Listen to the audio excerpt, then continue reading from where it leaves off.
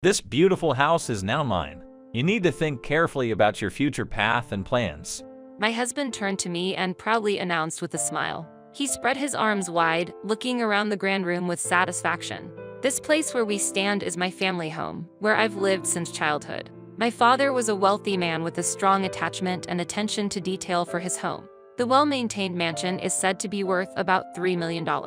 This house is a precious legacy my father left for me. My father passed away just recently, yet without any basis. My husband claims ownership of the house I legally inherited. Maybe he thinks the inheritance I legally obtained becomes shared property due to our marriage. Just as I was about to correct his misunderstanding, he confidently pulled something out. I'm not mistaken. I want you to see this. This is my basis.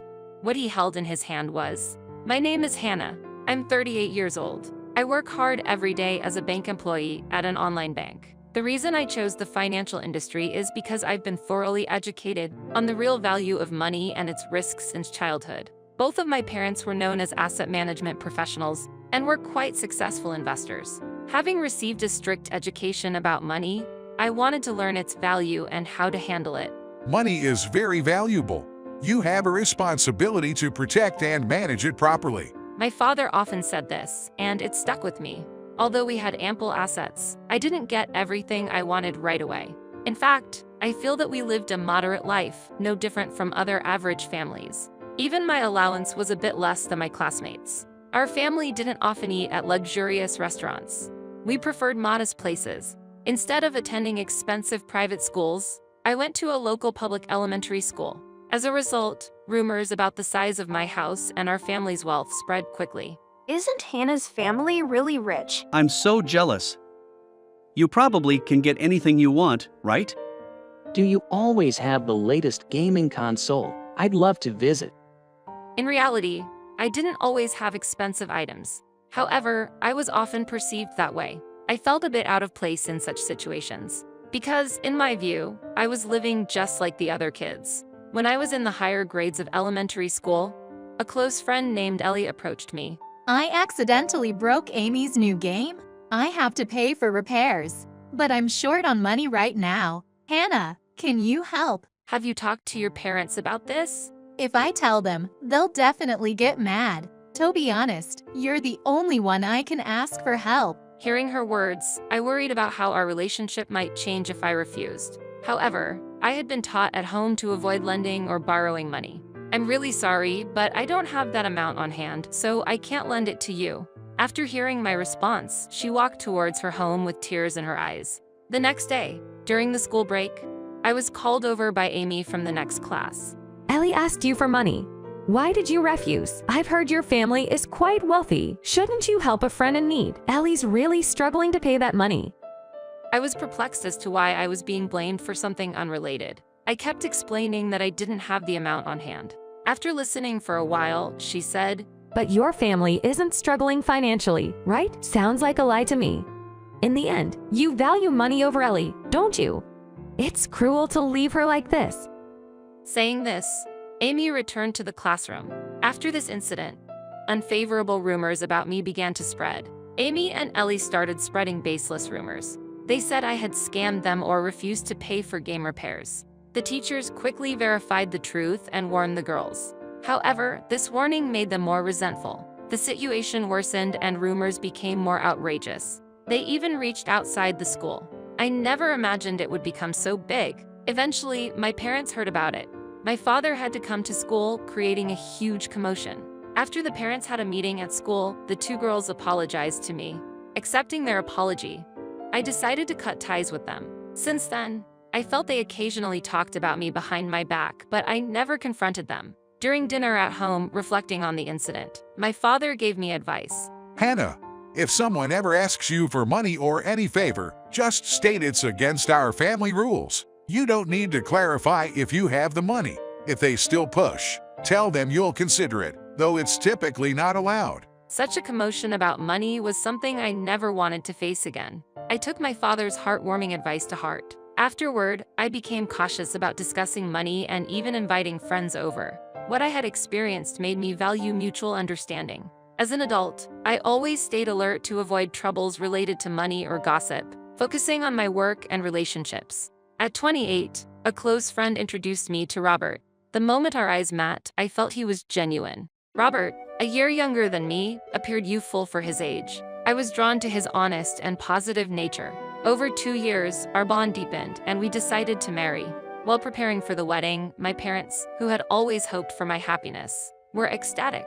They even suggested, "We'll help out, so why not have a lavish wedding?"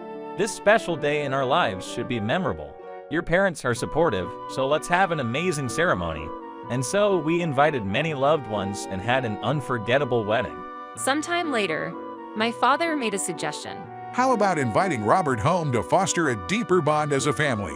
I trusted Robert, but I knew he sometimes spoke without thinking things through.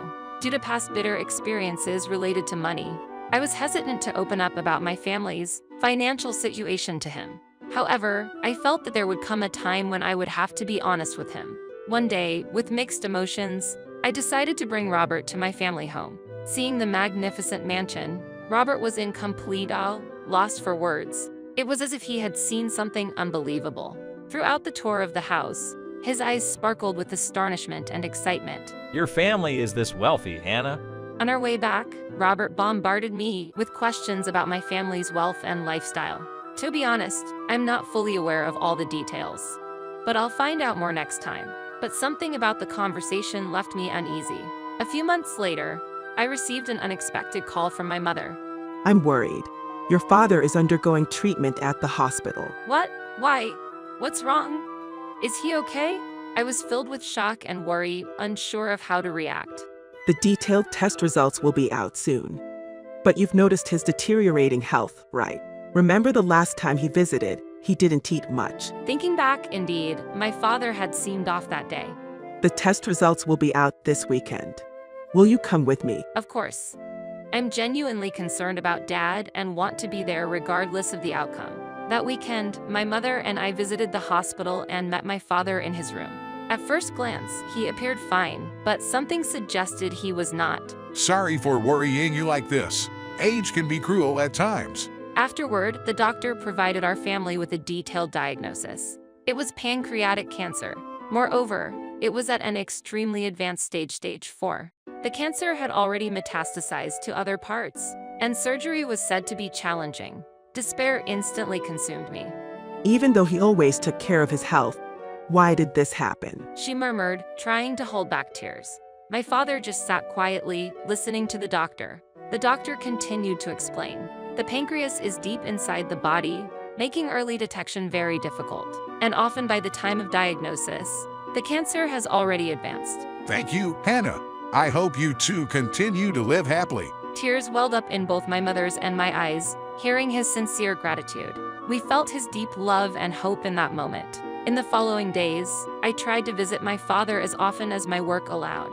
However, because of the outbreak of a new infectious disease, the hospital restricted visitors to immediate family only.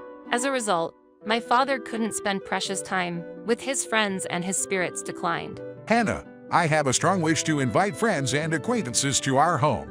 Even after I'm gone, I want you to cherish that house, welcome many people, and make it a comfortable place for them. Inspired by my father's words, I started considering ways to make the best use of the house. I thought of renovating it for a new purpose and began looking for professionals to do the job. Meanwhile, Robert was concerned about me visiting my father at the hospital every day. I had hesitated to tell him everything after our previous incident, but he was always worried about me. Hannah, how's your dad doing? When Robert asked, I replied, "It doesn't seem too good." He then said, It must be tough for you. I want to help. Let me know if there's anything I can do. He promised to support me wholeheartedly. I remember feeling so comforted by his kindness. However, the next words that came out of Robert's mouth sent a chill down my spine. Hannah, as a married couple, considering our future, I'm curious about how many assets your father has. Isn't it our duty as a couple to share such information? Robert, I'm not directly managing that, and I don't know the exact amount. Besides, if anything were to happen to Dad, Mom would take over the asset management. I replied, a bit irritated. Yet, Robert persisted. I understand. But it's good to think about asset management and inheritance ahead of time. I recently met a legal professional named Samuel who specializes in this. Your mom won't always be in perfect health, so maybe we could consult him. I felt something was off about how he acted and spoke. Was he just after the money? My dad already has a trusted lawyer with whom he's discussing the house matters, so there's no need to introduce a new person. I see. But misunderstandings about money and assets can lead to troubles later on. That's why I think it's important to be well prepared. I was shocked and puzzled by Robert's words. Time and again, he brought up the topic of inheritance, assuming my father would pass away. I found it unsettling and started avoiding him. Not long after, my father passed away. The immense grief of losing him and the ensuing matters of inheritance weighed heavily on me. According to the will my father left behind, I inherited our family home. But Robert's apparent interest in money and assets only repelled me more. Robert seemed cheerful, oblivious to my worries and concerns. Hannah, isn't it wonderful to inherit such a large house? And don't you wonder how soon we can make it ours? Honestly, I can only think of Dad right now. And how did you know all this? Doubts about my relationship with Robert swirled in my mind. Actually, I ran into one of your cousins during the funeral, and we chatted for a bit. We somehow ended up talking about the inheritance. Hearing those words, my heart was filled with frustration. A growing mistrust towards my cousin began, wondering why he'd carelessly share such private information. I replied calmly, "Yes, I did inherit the house, but it's too big for us as a couple to live in." But Robert's reaction was more excited than I had expected. Why? I can't believe you wouldn't want to live in such a magnificent house.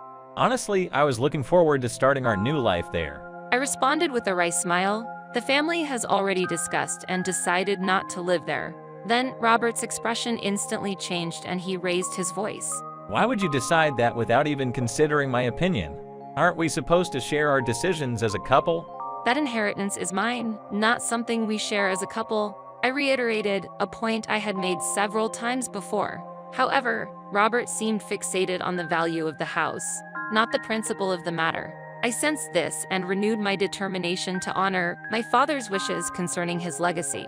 Perhaps because things weren't going his way, Robert became increasingly distant. Though he attended my father's funeral, he refused to take part in any of the subsequent procedures or visits. I had to face it all alone. Time flew surprisingly fast, and before I knew it, 2 months had passed. My life was hectic every day, but that day I felt I might finally get a break. However, my hopes were immediately dashed when I saw Robert's smug, disgruntled expression. He smirked slyly at me, visibly startled and suspicious. I have something important to discuss. Please have a seat and listen, he said. Confused about what he might say, I sat down as instructed. The thing is, I've secretly changed the deed of your family home into my name. He pointed to a document labeled Name Change Report. I was in shock and could only listen to his words in a daze. I might have rushed our marriage. I didn't realize initially how introverted you were, with few friends and not great at communicating. Your family might be wealthy, but you have a low income. However, I'm considering having you work as a maid in that mansion. Of course, for a minimal wage. What do you think? If you refuse, I want a divorce. I no longer want to be with you, he declared. At his words, my mind went blank for a moment. However, I managed to control my emotions and retorted. What are you talking about, Robert? There's no way you can just change the name on the deed by yourself. It then became clear that Robert had proceeded with changing the house's name through a judicial scrivener named Samuel, which deeply confused me. Why are you doing this on your own? But you can't just change it like that. Proper procedures are required, and I won't let this end as it is. I'll sign the divorce papers, I firmly declared to Robert, quickly gathered essential items, and left the house. How much can a person change when faced with money? With these thoughts, I returned to my childhood home. As expected, Robert called the next day. Hannah, return the keys to the family home. I've changed the deed, so it's now mine. I can't believe you. That's the house my family has cherished for generations. You can't just change its ownership. I couldn't hide my disbelief and anger. Suddenly, the house's security alarm went off loudly, and there was a loud banging from the entrance. It seemed he tried to enter, triggering the alarm. Hannah, can you hear me? Open the door. If you do, we can talk it out. Do you think you can get in like this? This home is a treasure my family has protected. It'll never be yours. From the other side of the door, I could hear Robert's voice filled with anger. What nonsense are you talking about? I've properly completed the paperwork. Open this door and let's discuss it. His voice was accompanied by intense banging on the door. Calmly, but with internal apprehension, I waited for his next move. A few minutes later, security guards arrived and subdued Robert.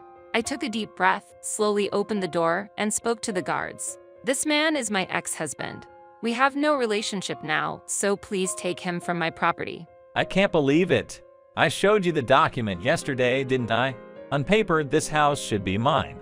Seeing the confidence on his face, I was momentarily bewildered, but then said, "Wait a moment." I headed inside to get a necessary document. I returned and showed Robert a genuine copy of the property registration. Look at this. It clearly shows that I have legally inherited this house. Whatever document you have doesn't have any legal value without the proper procedure. Robert was shocked and unable to accept the truth. No matter how trustworthy a judicial scrivener might be, it's legally impossible to change the ownership without the owner's consent. I could see Robert's face turning pale. I really trusted Samuel. Everything he said, all his suggestions, I believed them all. When I learned that your father had considerable assets, my friends and I discussed how much of that inheritance would come to us. During that conversation, Samuel approached us, offering advice with his expertise. With his way of speaking and his demeanor, I felt he was trustworthy. So, when I heard you had no intention to live in that house, I consulted with him right away. He told me that while the process might be a bit tedious, if I pay $20,000, he could make the house mine. Robert's voice revealed the pain of his betrayal. He hurriedly took out his phone, trying to contact Samuel multiple times. Why, Samuel, why won't you answer my calls? I trusted you. He pocketed his phone, but his eyes were full of anger and pain. Didn't it cross your mind to research the formal procedures for inheritance registration, or the average cost for such a process? How naive can you be to pay such a high price for a worthless document and believe it's genuine? That Samuel must be a scam artist. And you're no different for blindly trusting him. Robert, I once thought you were sincere, but it seems money changed you. I don't want anything to do with you anymore. My words seemed to deeply wound Robert's conscience. As I tried to close the door, Robert, in a panicked state, tried to stop me. Wait, Hannah, I deeply regret this. Let's start over. Can you reconsider the divorce? Why this sudden change? You can't just decide things based on your convenience. Security, please escort this man out. Robert was dragged out by the security. Later, we changed our contact information and strengthened our home's security. Robert tried visiting several times but was always turned away by security. Over time, we saw less of him. Months passed, and as summer approached, we prepared for the annual memorial service for my father. A certain individual caught my eye at the cemetery. He was thin and frail, but it was Robert. Seeing him in this state didn't surprise me. Before I realized it, 3 months had already passed. I was well aware of how Robert had been living and the kind of days he'd been going through. This was because a mutual friend had been informing me about Robert's recent situations and events. Robert harbored a strong desire to mend our relationship. Even during work, he continuously sought me out. As a result, he received multiple warnings from his place of employment, and ultimately, he was fired. Moreover, due to his trustworthy and gullible nature, he was deceived by several con artists in a short span of time. This led to numerous troubles.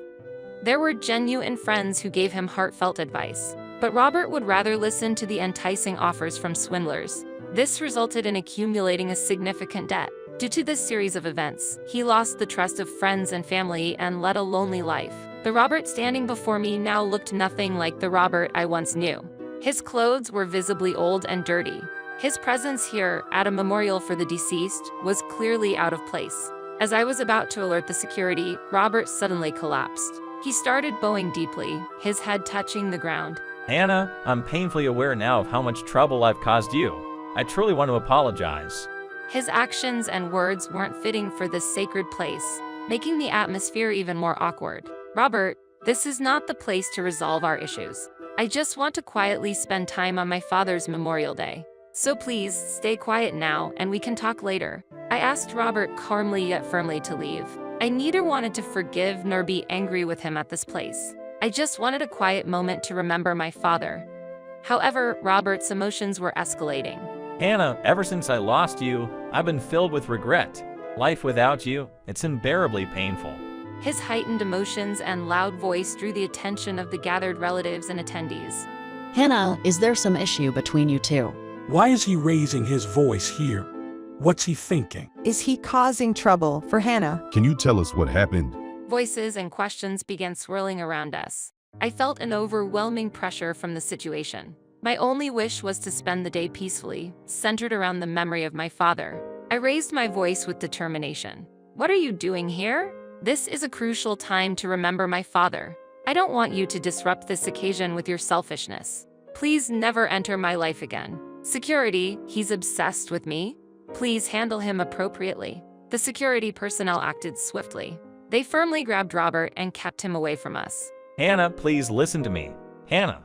As he was being escorted away, he continuously shouted my name. It felt like everything was out of focus for me. I apologized to the relatives and friends around me. I sincerely apologize for causing trouble on such an occasion. I deeply regret the inconvenience. After overcoming the disturbance caused by Robert, we conducted the memorial service for my father in peace. After the ceremony, I headed to the police station. I discussed Robert's behavior, future precautions, and emergency responses. Then, I decided to expedite my move from my childhood home. I had been considering this for a while. Fortunately, I found a new residence I had been eyeing and moved immediately. Some friends informed me that Robert had visited my old house several times. Upon seeing the renovated exterior of my childhood home, Robert seemed filled with regret. He stood there, crying. Robert had once been obsessed with our dream of a happy married life. He dreamed of living as a millionaire and aimlessly spent his days. One day on TV, I saw Samuel, someone Robert often mentioned. Incredibly, Samuel was being sued for another fraud incident. On my end, while at the hospital bed, I received words from my father. Make it a house to share with many. With that sentiment, I planned to turn the family home into a rental vacation house. To actualize this plan, I began searching for a specialized renovation contractor. I then discussed the direction and style for the house makeover. As a result, our once grand family home was reborn as a modernly designed rental vacation house. I'm now managing it with my mother. When Robert visited after many years, what he saw was a home that looked as if it was newly built. The rental house's location is ideal and its spacious garden is its charm, making the business more successful than anticipated. We are living a life that we're very satisfied with right now. I wonder if Dad is happy with this? While seeing the smiles of guests staying in the renovated house, I mentally convey this to my late father. I feel a deep sense of satisfaction and joy knowing I've fulfilled my father's expectations.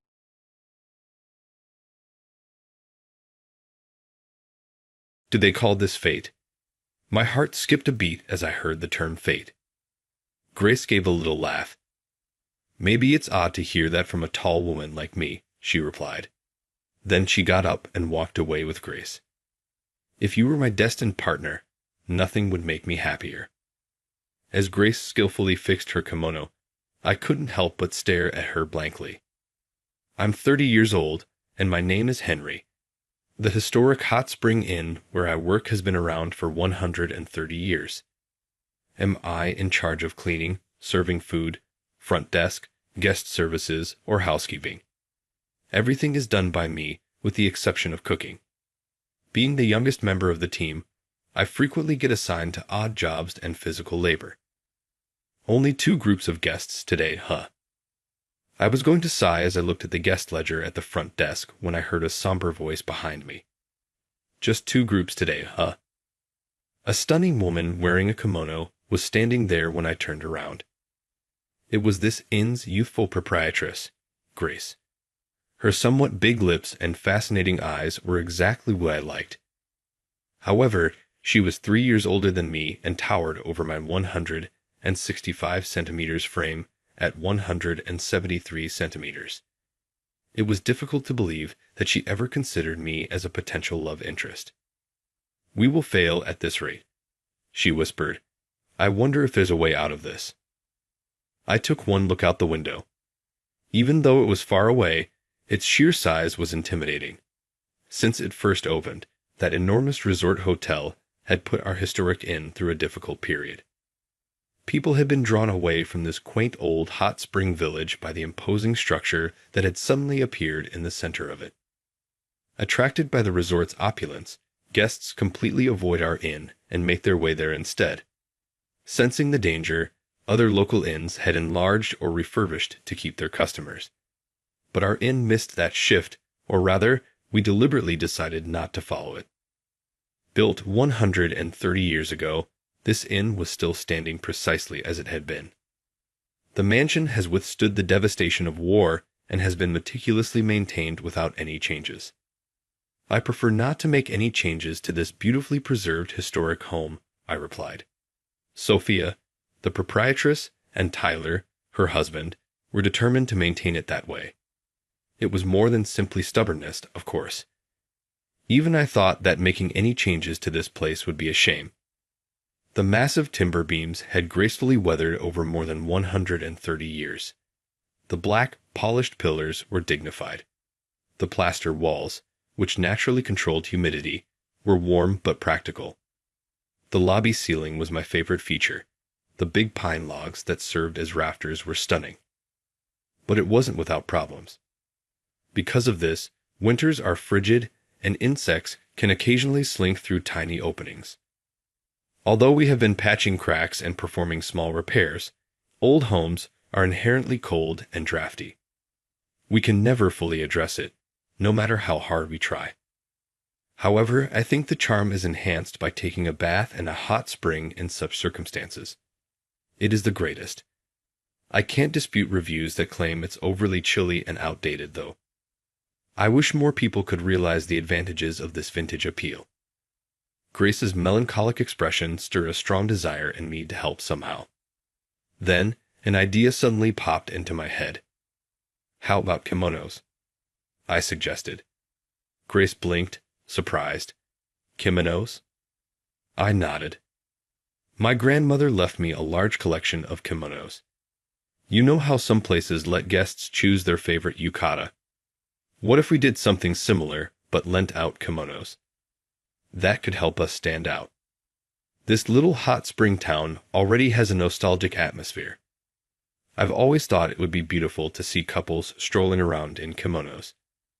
Kimonos would also look stunning inside this inn. Grace's eyes widened. That sounds wonderful. Her face lit up, and I felt my cheeks heat up a little. Oh, but those kimonos are precious keepsakes from your grandmother.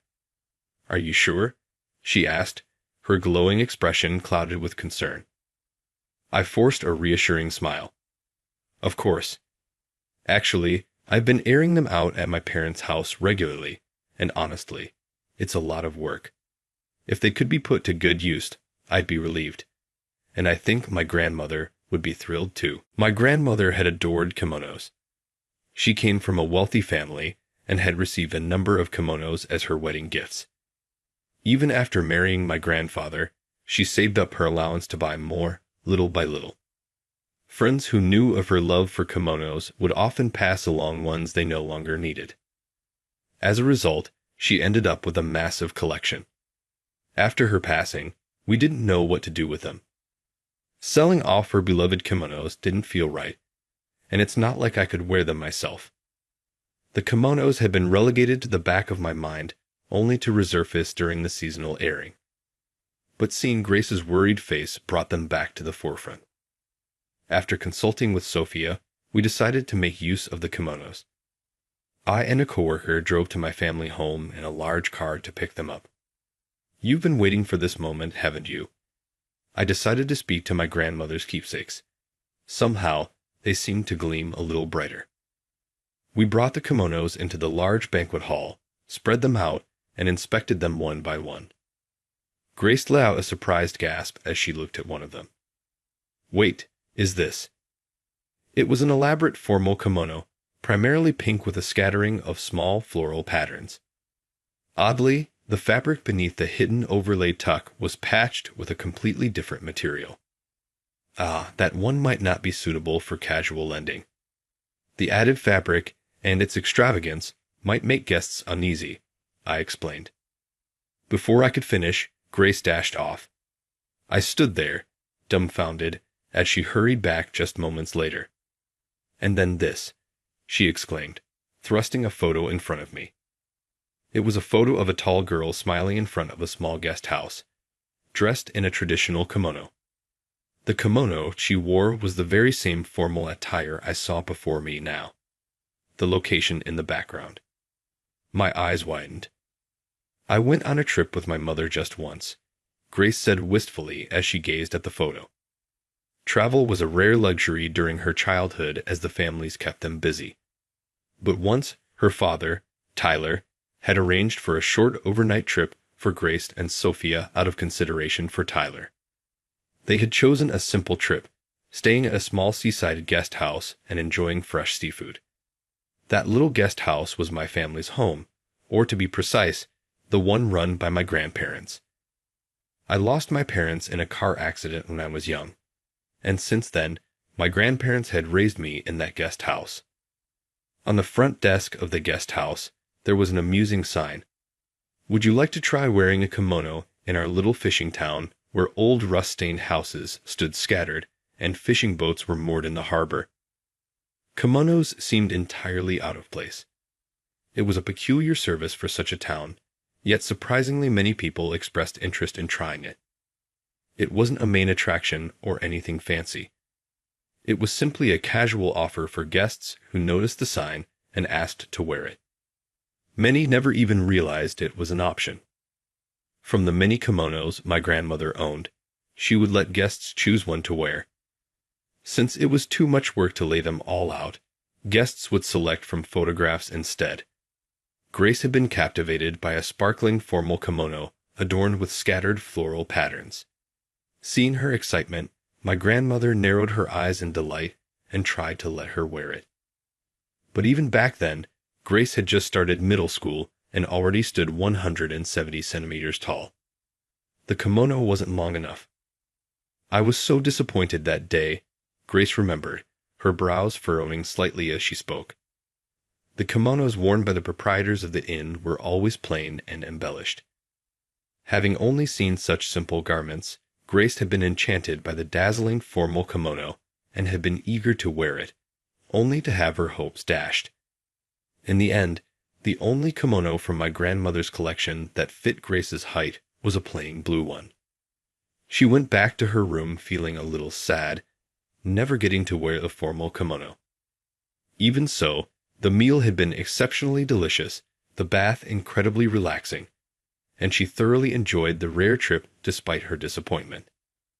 The next morning, as Grace and her mother, Sophia, were eating breakfast before checking out, my grandmother quietly sat down beside them. Then she handed over the formal kimono. "This should work for you now," she said. When Grace unfolded the kimono, she noticed that the central section had been patched with an entirely different fabric. "This part will be hidden under the sash," my grandmother said with a smile. "I'm not a professional seamstress, so it's not perfect, but as long as it's hidden, I hope you don't mind." My grandmother had extended the kimono so that Grace, with her tall frame, could wear it. She had cut the hidden section of fabric and stitched in an extension. Even though it was a makeshift solution, it must have taken considerable time. Yet, my grandmother didn't show a hint of tiredness, instead beaming at Grace. Grace delayed their checkout to wear the formal kimono, and she took a photograph with her mother, Sophia. Even now, the memory of that day warmed her heart. When Grace finished her story, I spoke up. "Now that you mention it, I once asked my grandmother why that kimono had a patch. She said it was for tall guests. I never imagined it was because of you." As a little boy, freely wandering around the inn, I might have even met Grace back then, but I had no memory of her at that time. I would have been in the 4th grade, a mischievous boy playing along the shoreline every day. Speaking of which, that day, your grandmother gave me a small seashell, saying, "My grandson collected this." Could that have been you? She smiled softly, and I turned bright red. I never knew the random seashells I picked up on the beach were being given to guests. It's funny how we were connected in such unexpected ways.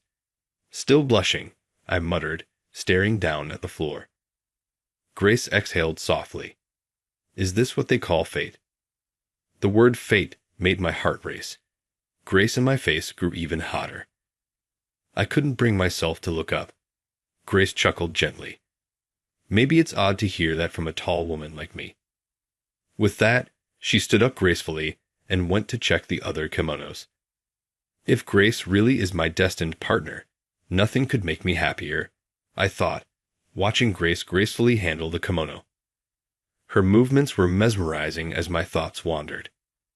In the end, I did not take over my grandparents' guest house, which was a place of memories for Grace. When my grandfather passed away suddenly, and my grandmother followed during my college years, I couldn't envision myself taking over the inn. Looking back now, I wonder if my decision to leave my corporate job after college and join this traditional inn was fueled, at least in part, by a lingering admiration for the hospitality industry. New services don't mean much unless people know about them. We added the Kimono Experience service to the inn's official website and booking platforms. We also launched official social media accounts and began promoting the service with photos.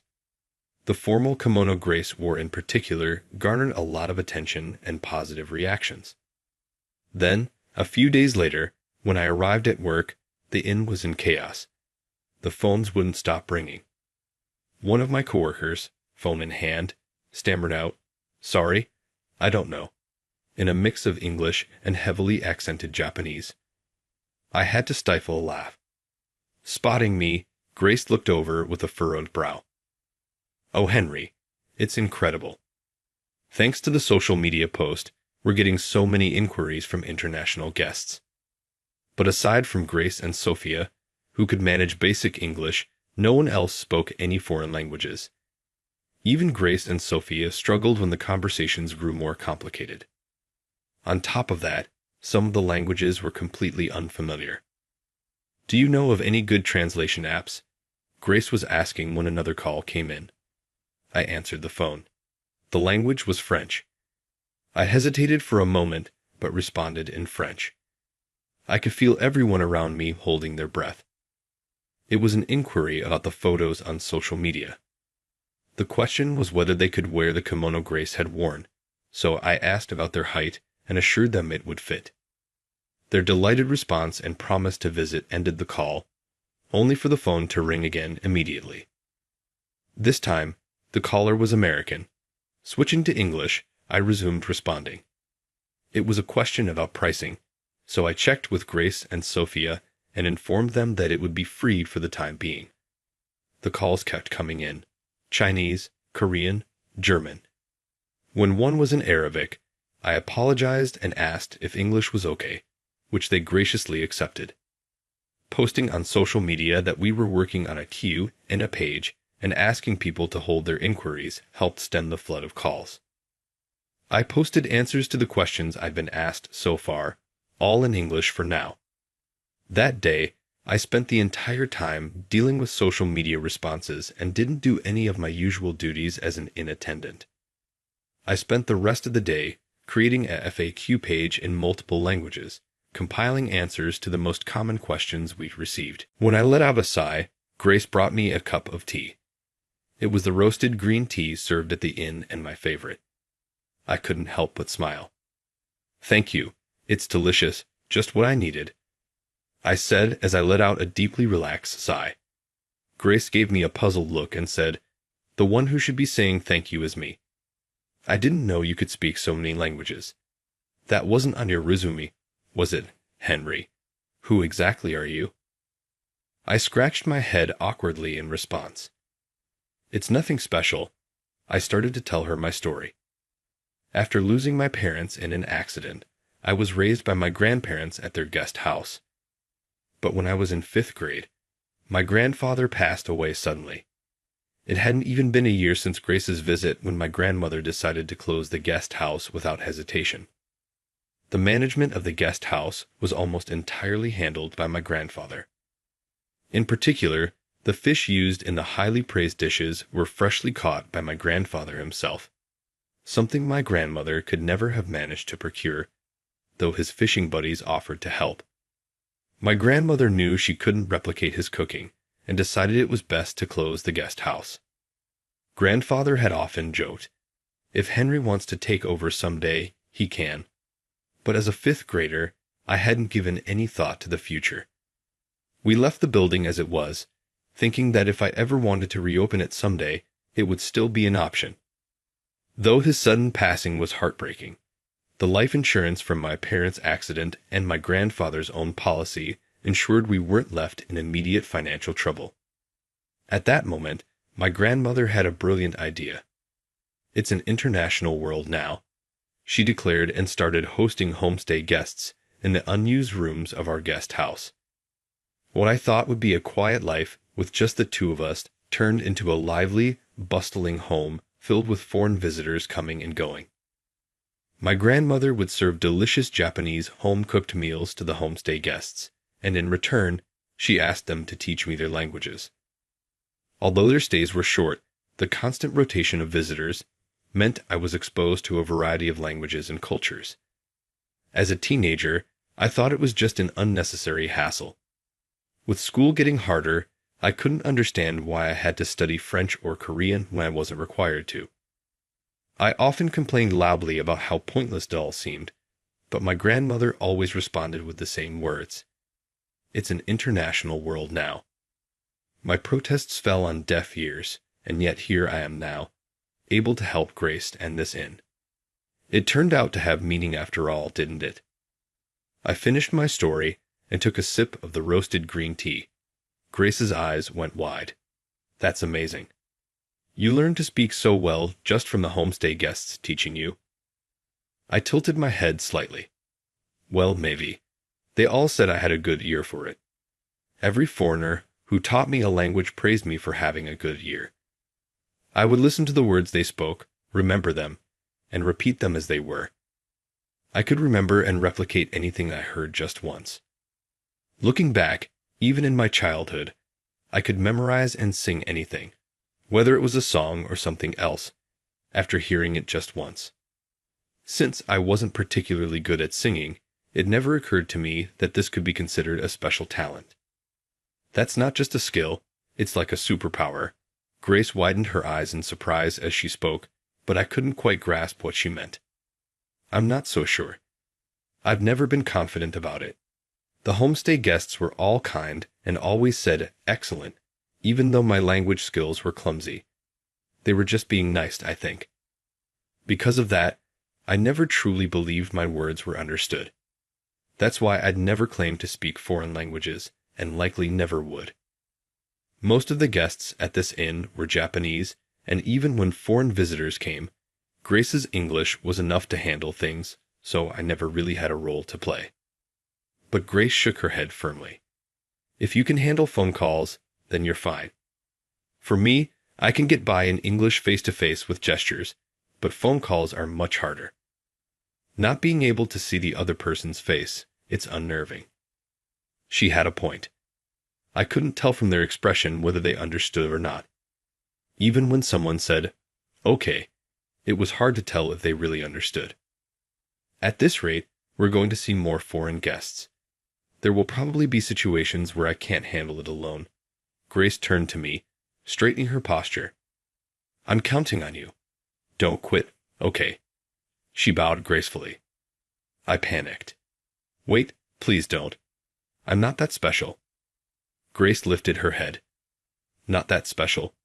You're amazing. Have some confidence. Her sharp gaze flustered me even more. Maybe I showed a little bit of a cool side today. I muttered, scratching my head awkwardly. Grace smiled gently. Henry, you're always cool. Her words made my face burn bright red. You're always the first to take the lead, she said. The senior attendants are getting older, and tasks that strain their backs or knees, you always take care of those for them. Everyone appreciates how thoughtful you are. That's what makes you so cool. I felt utterly embarrassed. I guess it's just because I grew up with my grandparents and got used to it. Grace's smile deepened. Well, if your grandmother raised you, it's no wonder you turned out to be kind and cool. I've always admired her. She must have stayed up late to extend the kimono for me just because I looked so sad. I think she's amazing, and she's still my role model. I want to become a proprietress like her, someone who can naturally empathize with others. As she spoke, Grace opened her palm in front of me. In her hand was a small bottle filled with sand and a tiny pink seashell. Grace chuckled softly. I love that little shell so much that my mom and I bought this small bottle at a souvenir shop, filled it with sand, and put the shell inside. It's been nearly 20 years, but it's still beautiful, isn't it? The shell I had picked up from the beach 20 years ago now shone brightly in Grace's hands. Looking at it, I felt as if my grandmother were cheering me on. Grace, I love you. Grace's eyes whitened at my sudden confession. It's fine. I understand. I know I'm not even on your radar. I'm younger than you, shorter than you, and completely unreliable. But just like that little shell, I'd like to stay by your side. I want to be the one who supports you the most. That's why I'll never leave. Grace's lips trembled. So, are you confessing to me or rejecting me? Her words confused me, and I tilted my head. But isn't it normal? Don't most men dislike women who are taller and older than them? Grace bit her lip tightly, and I panicked. What? Don't women dislike younger men who are shorter than them? Still looking down, Grace shook her head slowly. I don't dislike it.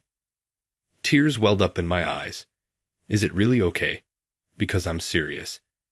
Ever since I found out you once stayed at my grandparents' guest house, I've been thinking, what if you're truly my destined partner? Could you really choose me? Grace lifted her face. I've been thinking the same thing, but I'm tall and older, and I always thought someone small, cute, and sweet would suit someone as kind and young as you. And then I learned you could speak so many languages. You're like a superhero. Are you sure I'm the one you want? I pulled Grace into an embrace. You're overestimating me. I'm just a guy who drank way too much milk trying to grow taller and still failed. You deserve someone taller, older, and more refined. Before I could finish, Grace smacked my back. Are you rejecting me? Her voice from within my arms made me tighten my embrace. There's no way I'd let this be a misunderstanding. Now that it's come to this, I'll never let you go. Grace whispered softly from within my hold, and I'll never give you up to some tiny, cute girl. Her words made me smile. I lifted my head slightly and kissed her on the cheek. She blushed deeply but smiled back at me. Several years later, Grace and I got married. Her parents retired, and Grace officially became the proprietor of the inn. I'm still handling a wide variety of tasks, and I don't have the dignity or presence to be called things like president, master, or boss. Even so, everyone treats me with respect, and I'm grateful. The kimono rental service thrived. It wasn't just foreign visitors. Japanese women also enjoyed renting kimonos to stroll around the town. When we put out a call for kimono donations to expand the variety, we received a generous response. Some of the kimonos were for children, which made them popular with families. Another hit was the option to take photos inside the inn. Guests took photos at various spots, such as with the lustrous black central pillar, or from the second-floor space alongside the stately beams. The unique charm of this historic home is beautifully captured in these photos, which then circulate online, catching the eyes of new visitors and inspiring them to come. This positive cycle made both Grace and me smile.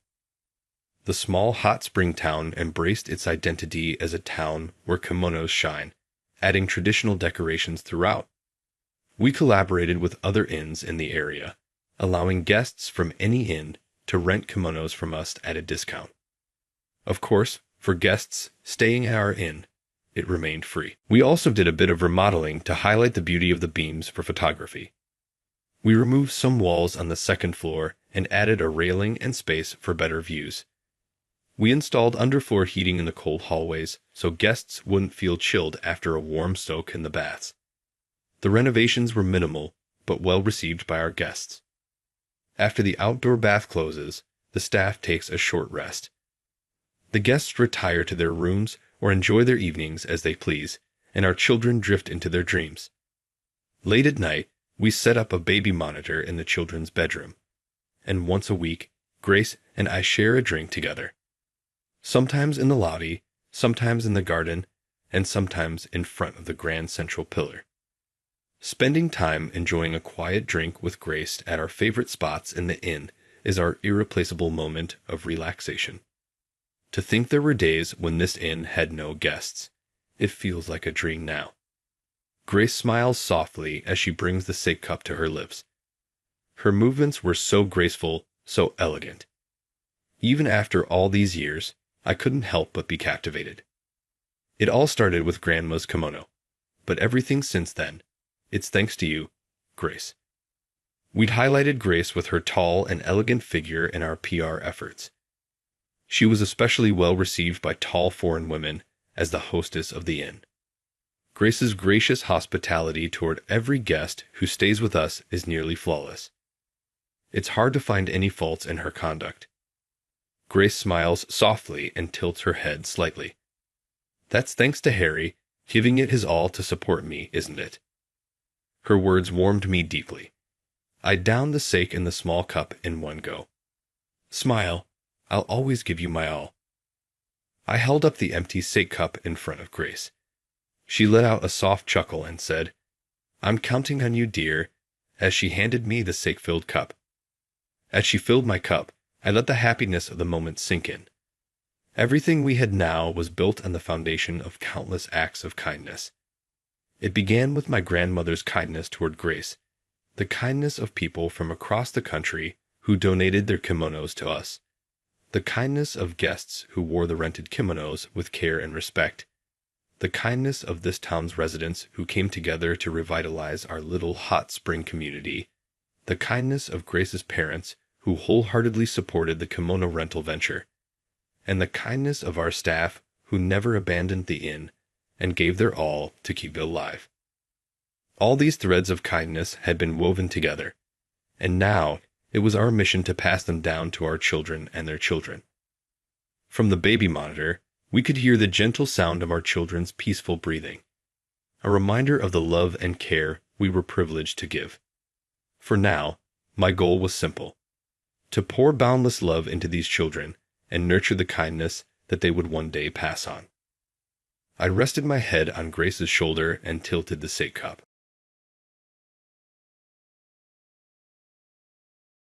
Kenneth is my name. My age is 33. After high school, I started working for my current employer, where I have been an idle employee for 15 years at a rural branch. My father died when I was in middle school. Right after middle school, I wanted to start working, but my mother, who was crying, pleaded with me, please at least graduate from high school. I chose to respect my mother's desires and go to high school even though I wanted to lighten her load by working early. I believed that taking out a student loan postponed my working years by 4 years, and we were unable to pay for education. After high school, I pleaded with my mother to let me to work. In this era, having just a high school diploma might make life tough. My mother stated, acknowledging my sentiments, but she still agreed. I worked part-time at a business owned by my relatives while I was in high school. Although I had other part-time employment, I was graciously hired by my relatives.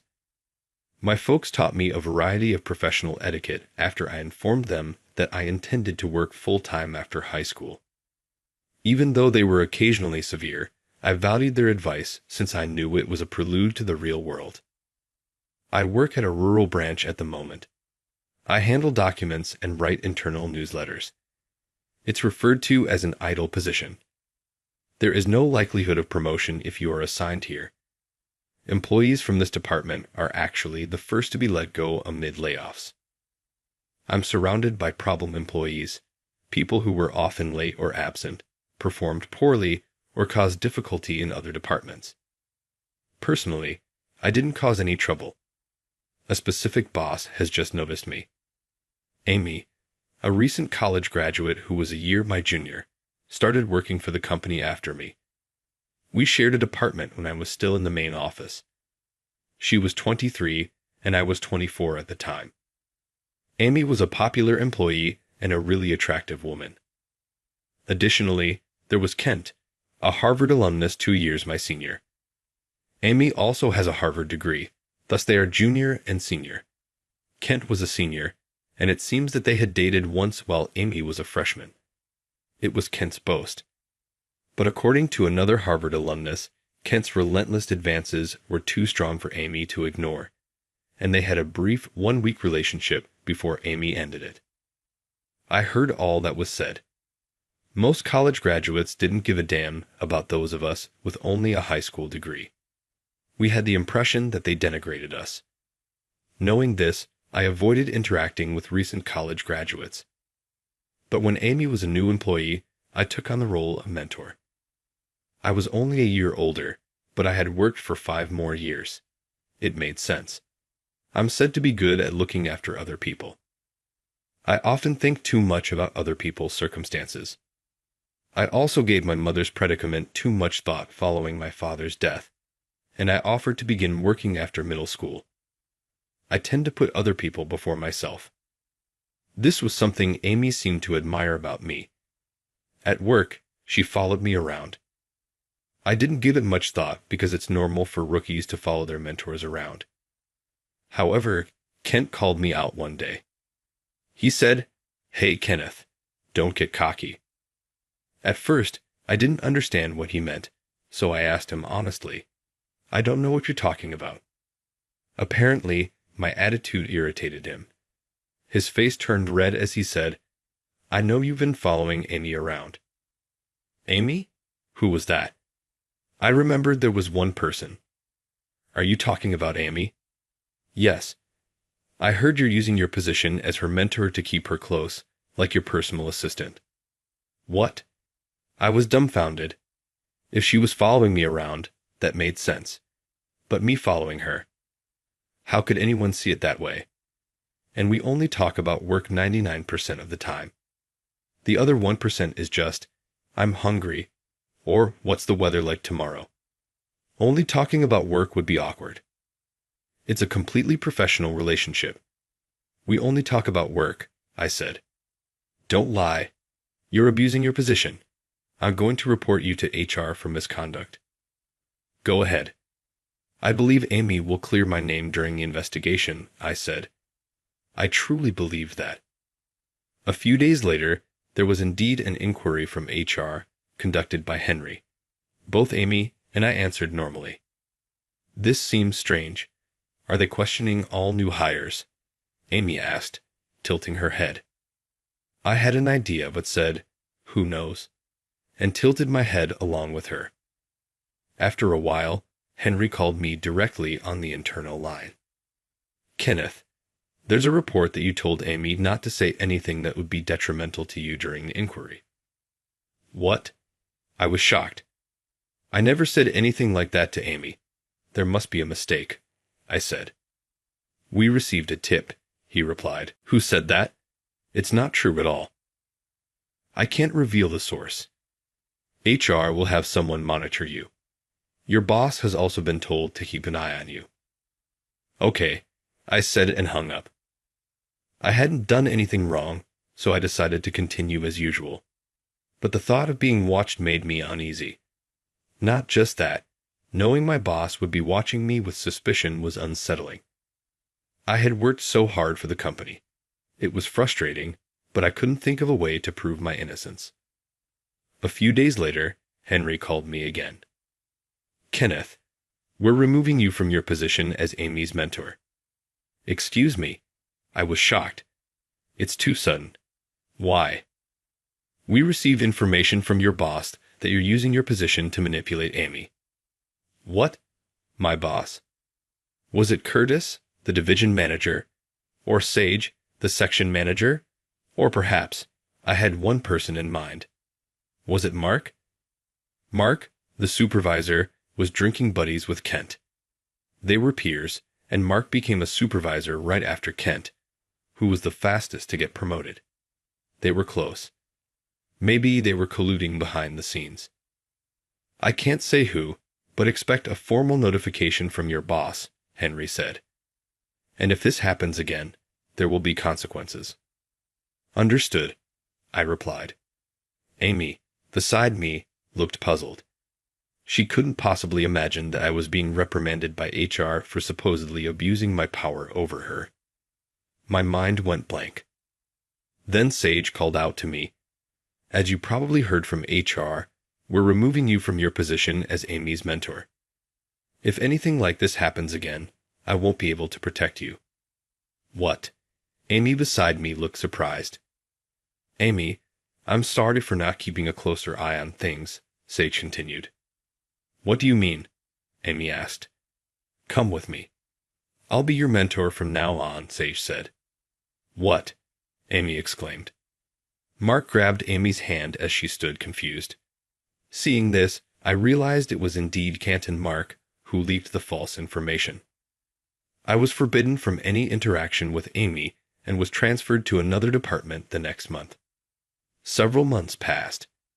After work, Amy called me to meet at the emergency stairs. I didn't go.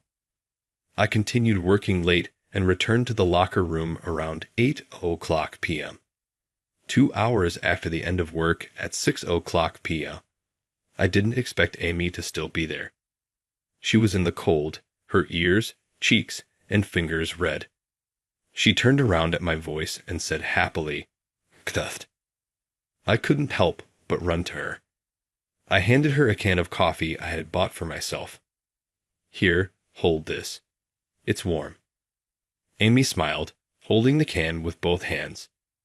I'm glad you came. She did nothing wrong.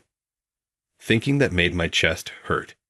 She was forbidden from talking to me without understanding why and had called me out to find out the reason.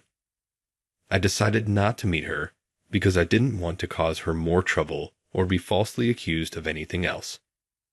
I thought if I didn't show up at the agreed time, she would give up and go home. But she waited for me the whole time. I'm sorry. I'm so sorry. I apologized repeatedly, biting my lip. Why do we have to go through this? We didn't do anything wrong. Amy cried. Amy, if someone sees us, it'll be bad. Let's part ways and go home. Why? Why are we in this situation? I don't know. At that moment, someone shouted, "What are you doing there?" Henry spotted us and raised his voice. I heard voices, so I came to check. What are you doing on the emergency stairs? He looked at me. Aren't you Kenneth from the blacklist? I was on the blacklist. It was over. Honestly, I couldn't think straight. Henry's outburst drew the attention of other HR staff working overtime nearby.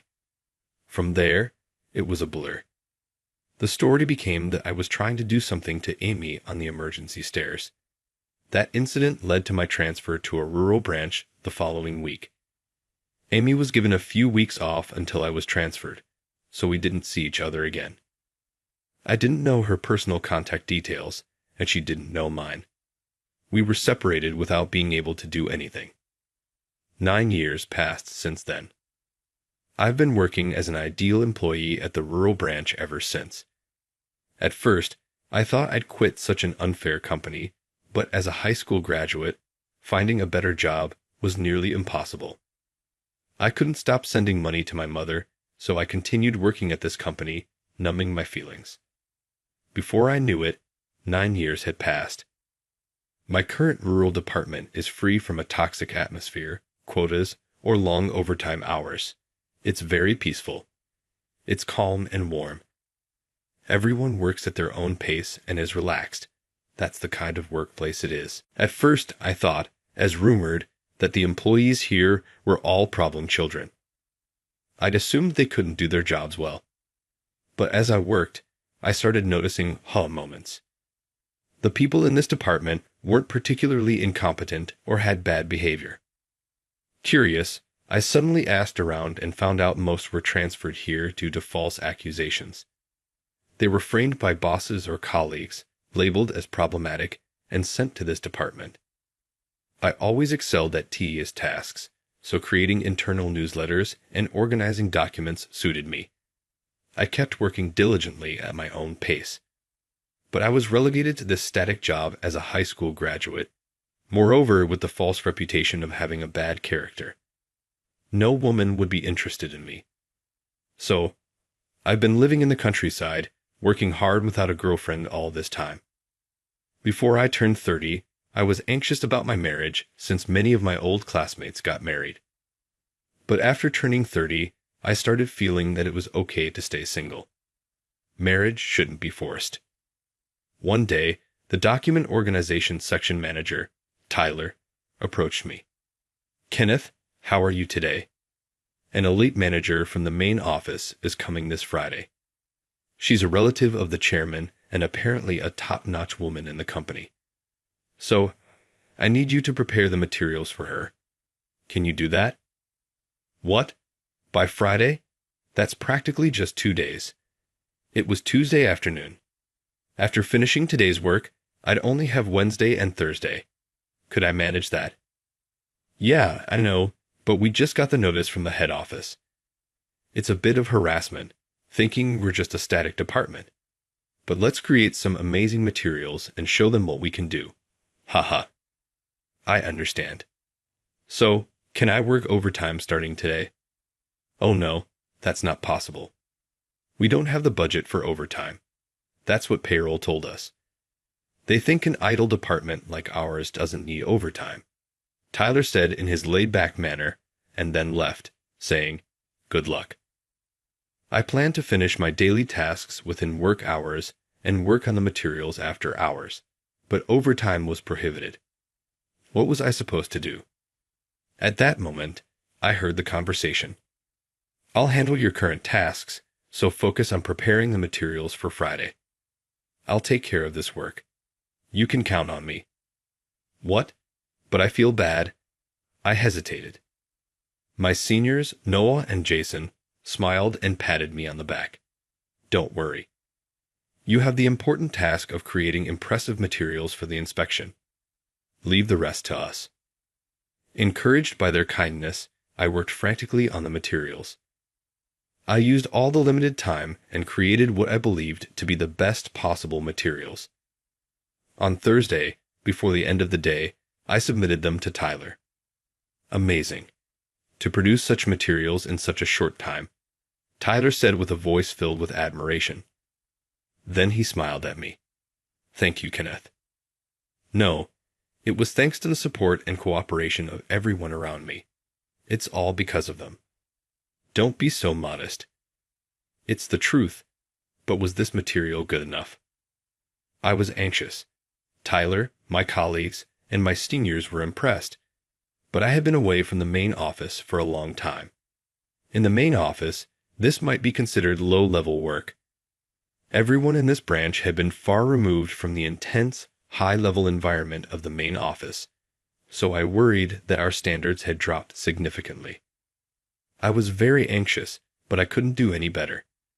If this wasn't good enough, there was nothing more I could do. I braced myself and waited for the next day. However, I had no idea what would happen with this material. Friday arrived. The elite manager from the main office came. Her name was Karen. She was a year younger than me, a college graduate, and it stung a little. She must have been a classmate of Amy. She was very beautiful. Amy had a cute look, but Karen was an elegant, cool beauty. Her intelligence showed in everything she did. I was about to hand over the materials to such a person. Accompanying her was Kent. He was now an assistant manager. When Kent saw me, he gave a triumphant smirk. "Are the materials ready?" Although Tyler was supposed to be higher in rank, Kent spoke to him condescendingly. Tyler accepted this well. "Kenneth," Tyler said to me, looking nervous. I quietly said, "Yes," and handed the materials to Karen. She slightly smiled and said, "Thank you." Then she began reviewing the materials on the spot. She read them silently, and after a while, she turned to Tyler with a stern expression. Tyler, who made these materials? Tyler, whose name was called, stiffened visibly. "Yes, this was made by Kenneth here." "What? You made this?" "Yes, I did." I nodded. Karen looked puzzled, comparing me with the materials. "Karen, my apologies for the inconvenience. Forget about this lowly employee and let's move on," Kent said, giving me a contemptuous look and a sneer. Karen, with a somewhat dazed expression, moved on to the next department. It was a small branch, so as I went about my regular duties, I kept encountering Karen and Kent. Each time, Karen gave me a curious look. Eventually, Karen settled in our department, sitting in a conference room. As I was working quietly, Tyler called me. "Kenneth, Karen wants to see you." Called out, I headed to the conference room. There, Karen sat with Kent sitting one seat apart from her. "I'm Kenneth," I said. "Please sit," Karen told me, indicating the seat opposite her. "Why are you in such a rural place? What is your position?" "I'm a regular employee." "I can't believe it." Karen looked incredulous. I was surprised by her reaction. I've never seen such excellent materials. "With all due respect, Karen, there are plenty of people in our company who can produce this level of materials," Kent laughed as he said this. "Kent, did you really read these materials?" "Huh." "Oh, of course." Kent's eyes darted nervously. "Then you should know, right? The sources cited in these materials, or do you not know?" The sources cited in these materials are from a recent scientific journal, right? It's from the UK and newly released. It's very niche, circulated only among specialists. I had always been interested in the field, so I decided to immerse myself in it. You say that easily, but the new research in this field, the important studies that only experts understand, they're filled with technical jargon. This is from a scientific journal. Only someone with a deep understanding could decipher this. Who exactly are you? I was at a loss. Who was I, indeed? As I hesitated, Karen added, "And it's not just science. This part here, this is at the level of an international lawyer. You need knowledge of law and the ability to interpret scientific papers. It's impossible without both." "I have obtained qualifications as an international lawyer," I answered honestly. I couldn't meet Karen's eyes. Her intense beauty was overwhelming. "What?" Kent shouted in disbelief. I had no choice but to continue. After being assigned to this department, I realized I had a lot of free time, so I decided to go to university. There's a well-performing international university here. Its law faculty is the only one that prepares for the international lawyer exam, so I studied there. "You mean you worked full-time and attended university to get an international lawyer qualification?" Karen held her head in her hands and shook it from side to side. "You have such vast knowledge. Where did you get this scientific knowledge?" "It came naturally from studying various past cases." "I can't believe such an amazing person is just a regular employee." "Kenneth, would you like to return to the main office?" "Karen, bringing someone like him to the main office would tarnish his prestige," Kent protested. "You didn't understand Kenneth's materials at all. If I had to choose between the two of you, I'd definitely choose Kenneth." Kent was taken aback by her words. "Thank you for the offer, but as you can see, I've spent 9 years away from the main office environment. I might be more of a hindrance if I returned." "What are you talking about? You're far more suited to a managerial position than I am." After a few rounds of back and forth, I finally gave in to her determination. I would return to the main office after 9 years. I felt like Rip Van Winkle. As I left the conference room, my colleagues and seniors, who had overheard the conversation, congratulated me. I was really fortunate to have such great companions. I almost cried. I would return to the main office on Monday. I felt my legs tremble as I headed to work. I could see the emergency stairs from that time when I was found talking to Amy. My heart ached. I wondered what had happened to Amy. All employees could access the organizational chart, so I could check. I occasionally looked to see where Amy was. She was now 32. It wouldn't be surprising if she were married, but her last name hadn't changed. Some people keep their maiden names after marriage. Given how cute she was probably married or had found someone great. What was I thinking? I stopped myself. Right, Amy, and I didn't have anything between us. Nothing at all. "Kith," a voice called from behind on my way to the entrance. I realized who it was before I turned around. Slowly, I turned.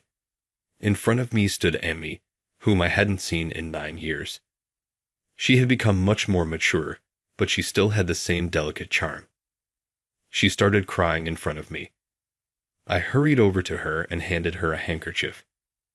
I didn't want to get into trouble on my first day back by making a woman cry in such a public place.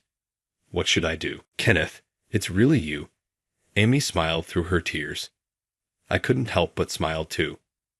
We agreed to meet after work. I wasn't afraid of Kent anymore. I had been called back to the main office as a manager. I could stand up to Kent's harassment with my new position. After 6:00 p.m., we met at the agreed place. Seeing her waiting in the cold reminded me of 9 years ago. I pretended to hold a can of coffee as I approached her. "Here, warm up with this," I said, extending my hand as if I were holding a can of coffee. To my surprise, she took my hand. "Your hand is warm, Kenneth," she said. We held hands and walked to the restaurant area. We talked about the truth behind the incident 9 years ago and what had happened in our lives since then. Amy told me she had always liked me. "I think I fell for you while you were mentoring me. I caused you so much trouble because of it.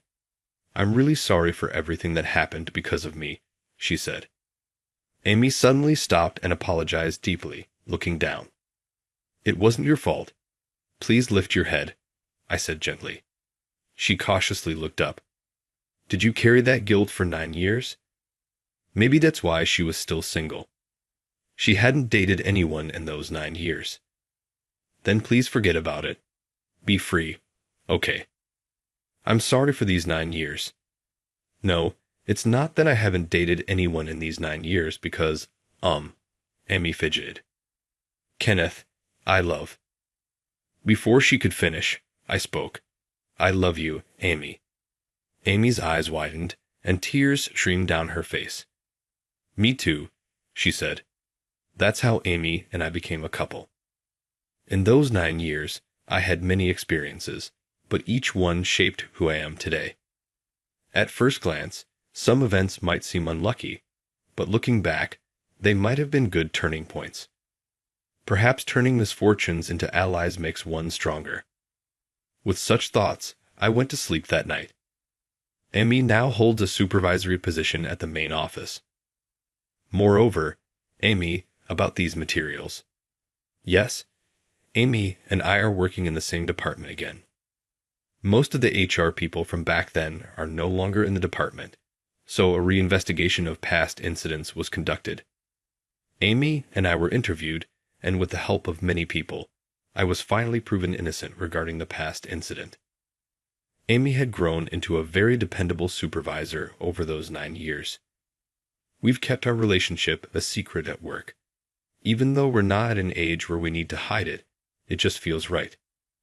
When we're alone, we talk. "I never thought I'd get to work under you again, Kenneth." "Me neither, Amy. I thought I'd be stuck at that branch until retirement." "But the people at the branch were nice too, right?" "Yeah, they were." After my case was proven to be a wrongful accusation, I strongly requested reinvestigations for the others at the branch. It turned out that most of them had been falsely accused as well due to HR's mistakes. Those sent to the branch were offered suitable positions, but most declined. They said they preferred the relaxed work at the branch. The numerous wrongful accusations prompted a quick overhaul of the system. In that process, I was promoted to department head. 2 months after becoming department head, I proposed to Amy. She tearfully accepted. "Isabella." "John," I called out. I heard voices from upstairs saying, "Yes." Amy and I got married, and our daughter Isabella was born the following year. 2 years later, our son John was born. Now the 4 of us live happily together. We bought a house with a garden, and both of us still work at the same company. We make sure to go somewhere every weekend. Kids grow up fast. They keep getting bigger and bigger. This moment only happens now. I've come to cherish the present moment. The seemingly secluded life at the rural branch now feels like a distant memory. I never thought I would get married. Apparently, my mother didn't think so either. Having lost her husband Yum, I bought my mother an apartment near our house. It's a 2-bedroom place. I worried that being too close might make Amy feel suffocated, but my mother and Amy get along very well now. They are like real mother and daughter. I'm really glad I was able to let my mother hold her grandchildren. Life is truly unpredictable. Karen, who gave me a turning point, is now working hard as a department head. I also want to work hard for my precious family and cherish the time spent with them on weekends.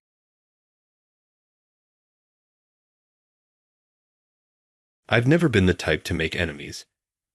I always thought that about myself, but considering the current situation, it seems that just by breathing, one can somehow make enemies.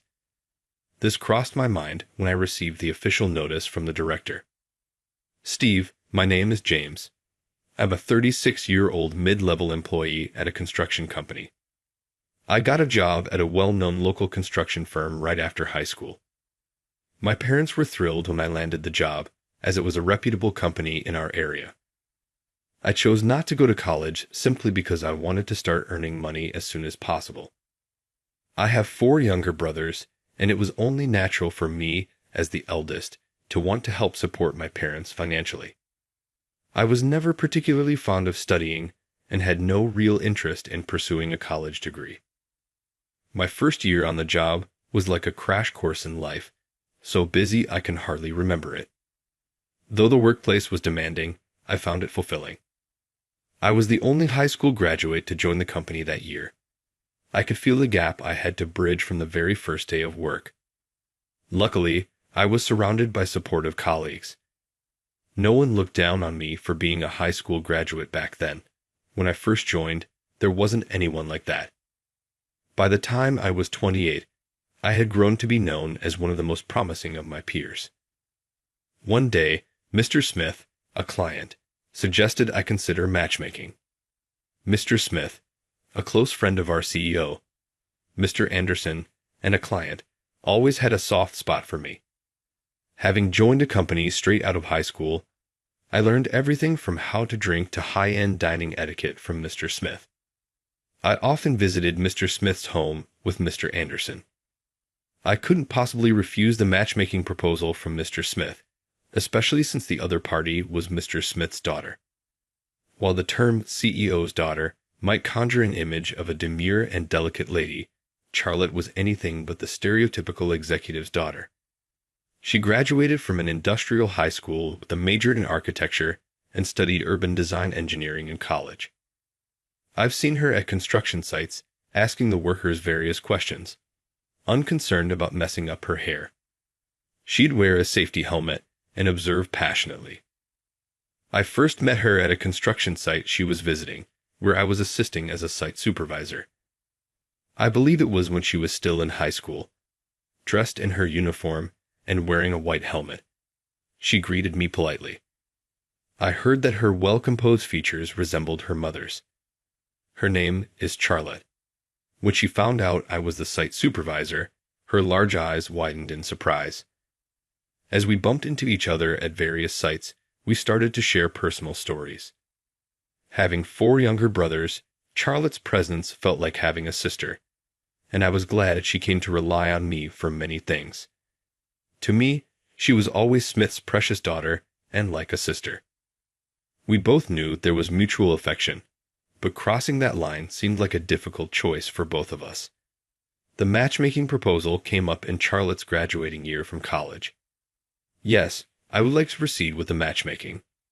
I responded immediately to Mr. Smith's proposal. I remember being genuinely happy that the time had come when we no longer had to hide our feelings for each other. But this is where life gets tricky. The news of my matchmaking with Mr. Smith's daughter spread quickly within the company. While all my peers congratulated me, there were some who didn't take it well. I was a bit carried away and completely forgot about them. And that's when I was plunged into hell. I'll never forget it. It was the day before the arranged marriage meeting when Elle from my department told me to go to the director's office. I had a bad feeling. Steve, the son of Mr. Anderson, has never gotten along with me, probably because Mr. Anderson and Mr. Smith treated me like a son, which Steve didn't like. Mr. Anderson once said, "Steve has always been rebellious, but his attitude in the company is also bad. He's created his own faction within the company, and lately, he's been opposing everything Mr. Anderson does. Unfortunately, many in the company have been won over by Steve, and those of us loyal to Mr. Anderson fear a takeover might be happening." After a brief knock, I called out and received a brusque comment in response. Inside the director's office, Steve and some executives were lined up. "I'm sorry to say this right before your meeting with Charlotte from the Smith family, but could you go to branch 13? Steve said with a spiteful smile. I was so taken aback I could only utter a dumbfounded "ha." Branch 13 is a remote southern island, far from headquarters. This wasn't just a transfer, it was a demotion. Steve watched my reaction with amusement while his cronies snickered and laughed behind me. I realized then that this was a done deal. Mr. Anderson has been hospitalized due to illness since last month. This transfer must have been forcefully arranged by Steve. I clenched my fists, determined to stay calm. I refused to show any sign of distress. I accepted the official notice as if it were nothing and left the director's office. Inside, I was seething with anger. Thus, on the eve of my long-anticipated meeting with Charlotte, I faced this unfortunate demotion. One should never make someone hold a grudge against you on the day of the arranged meeting. Leaving Charlotte in tears was the lowest I've ever felt. I haven't been in touch with Mr. Smith since then. It's been 8 years since I was transferred to this remote island branch, and there's been no sign of returning to headquarters, especially since Mr. Anderson passed away 3 years ago.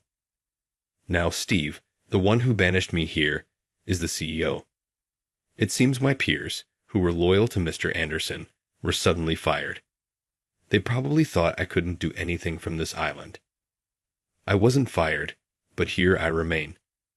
Mornings come early on the island. Since coming here, I've taken up surfing.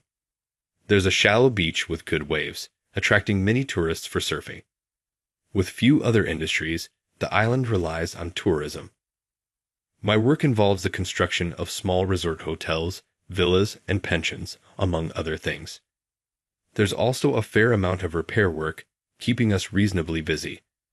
The branch office consists of me, 2 young craftsmen, and 1 local administrative worker.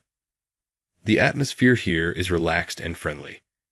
The peace here is unbelievable, considering how at headquarters there were constant clashes between Steve's faction and those loyal to Mr. Anderson. After 8 years, I've grown accustomed to this peaceful life and have started dreading the idea of returning to headquarters.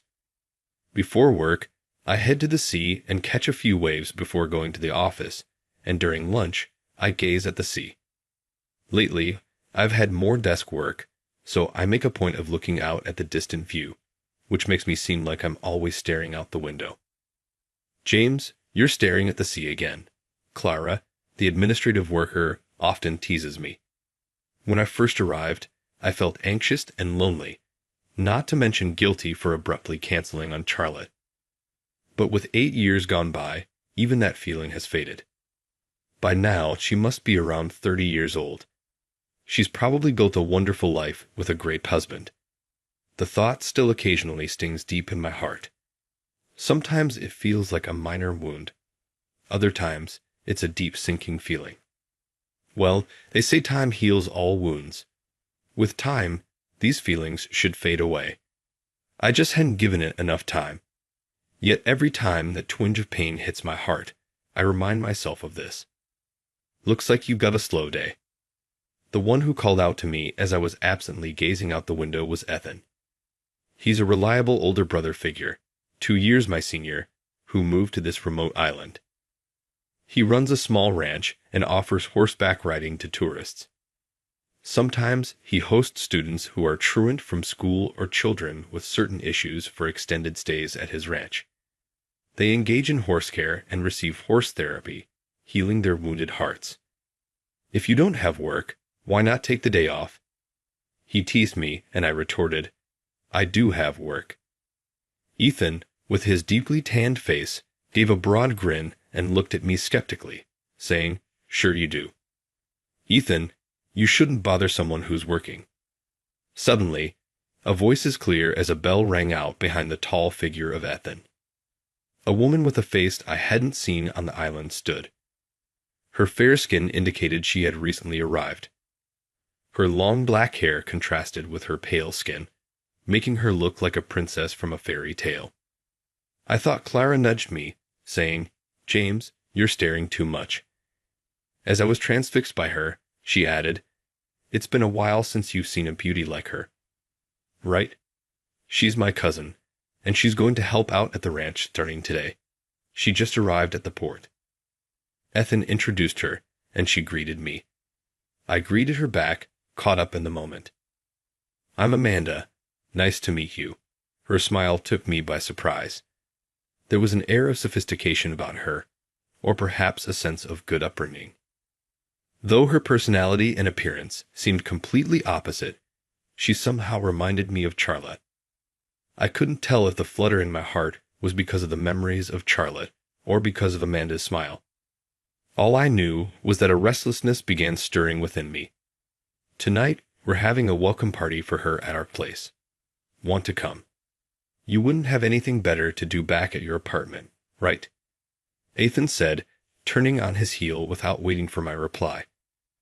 I shrugged and thought, well, can't be helped, scratching my head. That evening, I pondered what to bring to Amanda's welcome party and finally chose fruit wine. It's made on the island and is popular among women, even off the island. Not sure if she liked alcohol. I also bought some non-alcoholic juice just in case. Ethan's ranch is near the sea, not too far from my company apartment. "Good evening, may I come in?" I called out as usual and opened the door to be greeted by Amanda in an apron. "Welcome. I'm sorry for calling you over like this on such short notice," she said, looking a bit apologetic, perhaps mindful of the forceful invitation earlier. "Not at all. I was looking forward to coming here tonight. Here's a little gift. Do you drink?" I said quickly, dismissing her concerns, and she smiled, relieved. The table was set with dishes I'd never seen. When it was just Ethan and me drinking, clearly Amanda had prepared them. "It's her welcome party, but she wouldn't just sit down and relax," Ethan said, frowning from behind the kitchen counter. "I can't let a busy person let you bother with such things," she retorted with a firmness that belied her gentle appearance. Ethan seemed a bit taken aback as I sat at the dining table. Ethan quickly placed a glass in front of me. "Didn't you bring something?" "Let's drink," he said, as if he had seen right through me, which was a bit annoying. But I handed over the fruit wine I had brought. In fact, this fruit wine was Ethan's favorite. "I knew you'd bring it," he said excitedly, uncorking the bottle while Amanda chuckled softly. She's probably in her late 20s, I guessed, unconsciously comparing her with Charlotte, who would be around the same age. "I hope it suits your taste," Amanda said, serving the dishes onto small plates, lining them up in front of me. Each looked delicious. To my amazement, I tasted the food and was at a loss for words due to its deliciousness.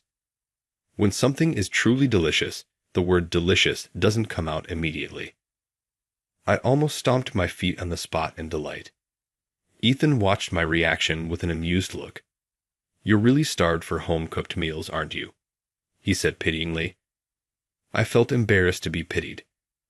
Amanda seemed to get embarrassed by my repeated praises of how delicious everything was and hid in the kitchen. "If you like Amanda's cooking so much, why don't you marry her?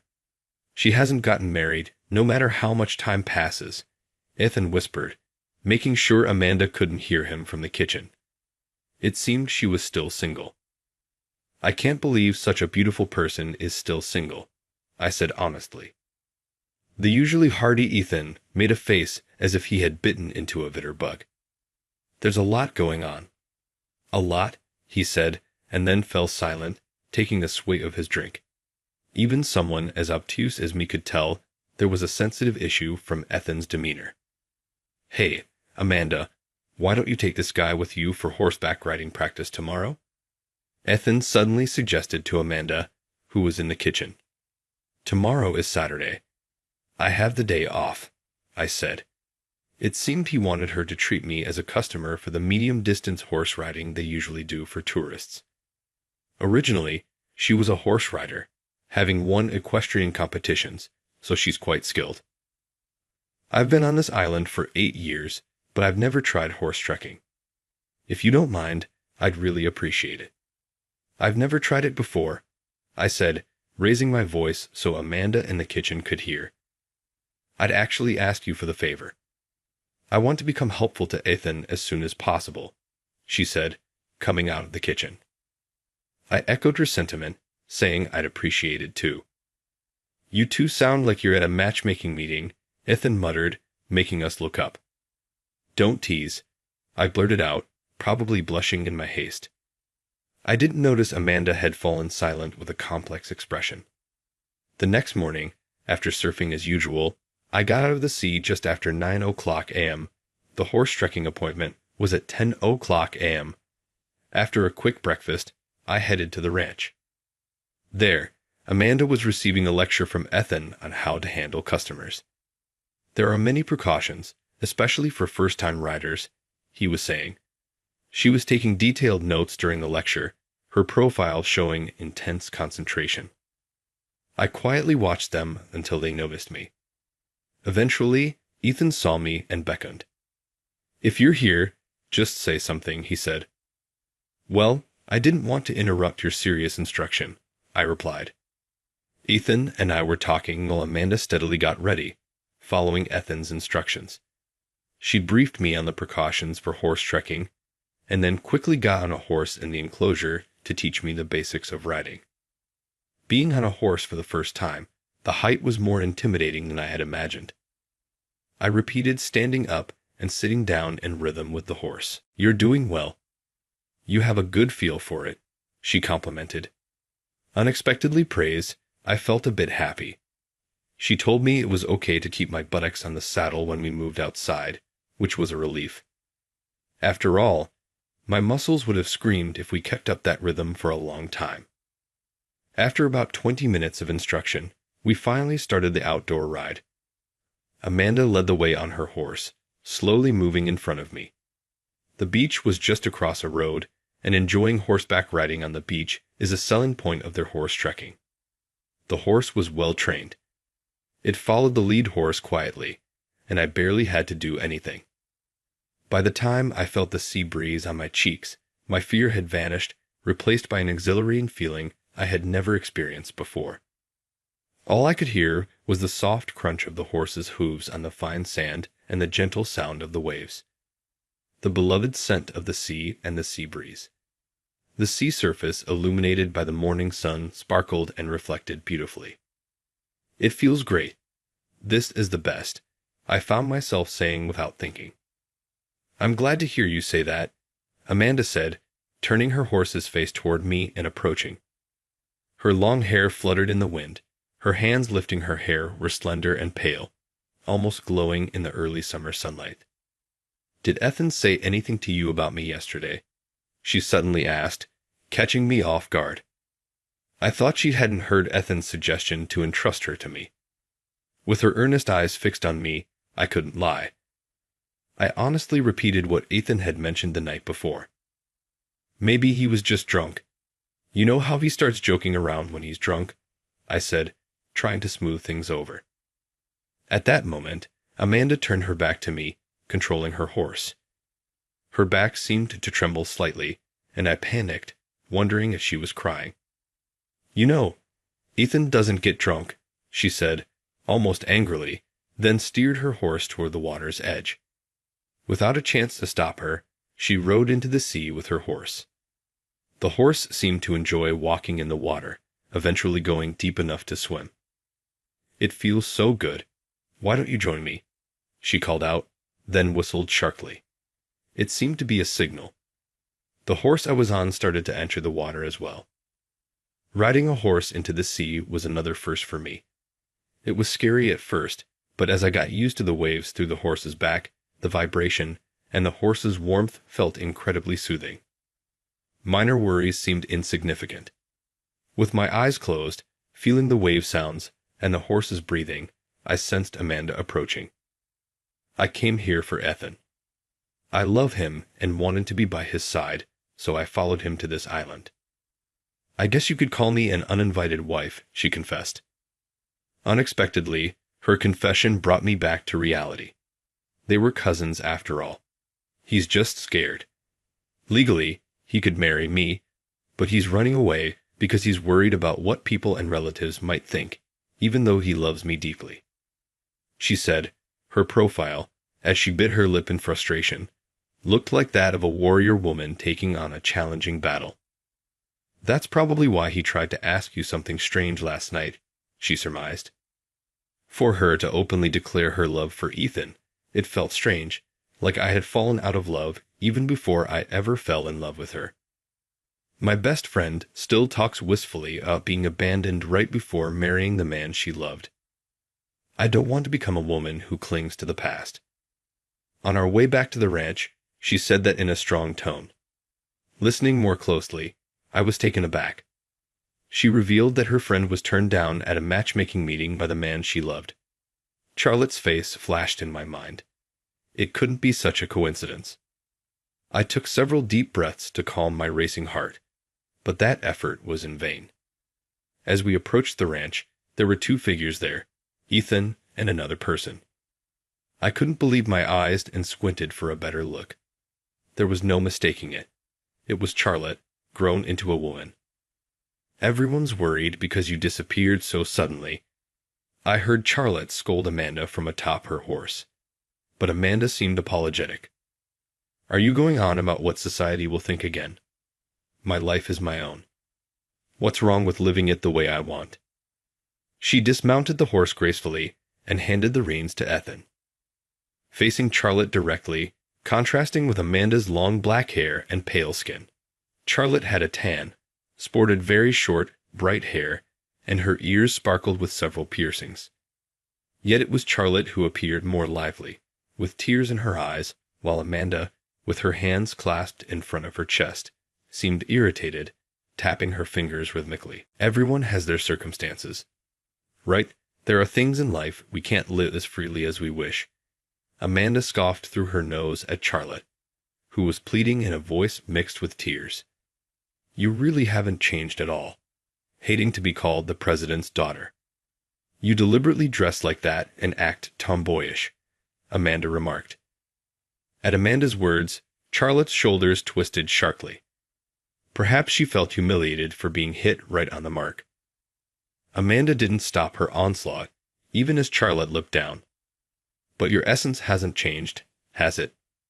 Always worried about what society thinks, always being considerate of others, giving up on what's important to you, and living a life of regret. I'd rather not live like that, Amanda said. Charlotte, not wanting to hear any more, covered her ears with her hands and crouched down. Shut up. Shut up. Shut up. I know that. I don't want to hear it. I couldn't bear Charlotte's voice, which sounded almost like a scream. Jumping off the horse, I embraced Charlotte's hunched shoulders. Her slender shoulders were trembling slightly. Do you remember me, Charlotte? I softly spoke to her. Charlotte's body stiffened, holding her breath. She slowly looked up at me, her large eyes widening, and her eyes moistened with tears. My reflection was clearly visible. No, it can't be. In a dazed state, Charlotte murmured repeatedly. It's not a lie. It's me, James, I affirmed. Hearing my name, Charlotte's strength seemed to drain away. I supported her with both arms. So you're the one Charlotte has been longing for, Amanda remarked, squatting beside us. Your legs must have given out from the shock. Amanda spoke to Charlotte in a teasing tone. Charlotte, her cheeks flushed red, retorted in a barely audible voice, Shut up. Charlotte, this is a chance given by God. What you do with it is up to you, Amanda said, patting Charlotte's shoulder lightly as if comforting a child. I'd want you to be happy. After all, you're the only friend of a selfish person like me. Amanda said, standing up and smiling. Take good care of Charlotte. I nodded firmly, and with a reassured expression, she left us to tend to the horses. James, I need to tell you something, Charlotte confessed. From the first time we met at the construction site, I had liked you. She laughed bitterly as she talked about feeling hopeless about everything after being rejected at the arranged meeting, regretting not being able to cling to me or chase after me because of societal expectations and her parents' views. She made me think of how inadequate my actions were. If I had just said, "Please wait for me," back then, she would have waited. I thought, failing to fully believe in her and to take her away. I was truly a coward. I'd admired Amanda, you know. Even though everyone opposed her and Ethan treated her coldly, she never gave up, Charlotte said. She laughed at herself, saying she never had the confidence to be loved like Amanda. I felt the same way. Taking a deep breath, I looked straight into Charlotte's eyes. She seemed to hold her breath. Please don't say it's too late now. If you're still single, and if you still love me, can we start over from that day? I asked. Hearing my words, big tears fell from Charlotte's eyes. I've always loved you. I still do, and I probably always will. Charlotte spoke with a clear tone. Just like Amanda, I thought she mustered all her courage and took a step forward. I'll definitely make you happy. Stay with me forever, I promised. She nodded repeatedly in response to my words. I forcefully held back the tears that threatened to overflow. This wasn't the time to cry. I had decided to make her the happiest person in the world from now on. Amanda gave a sharp whistle. It sounded almost like she was saying, "Be happy."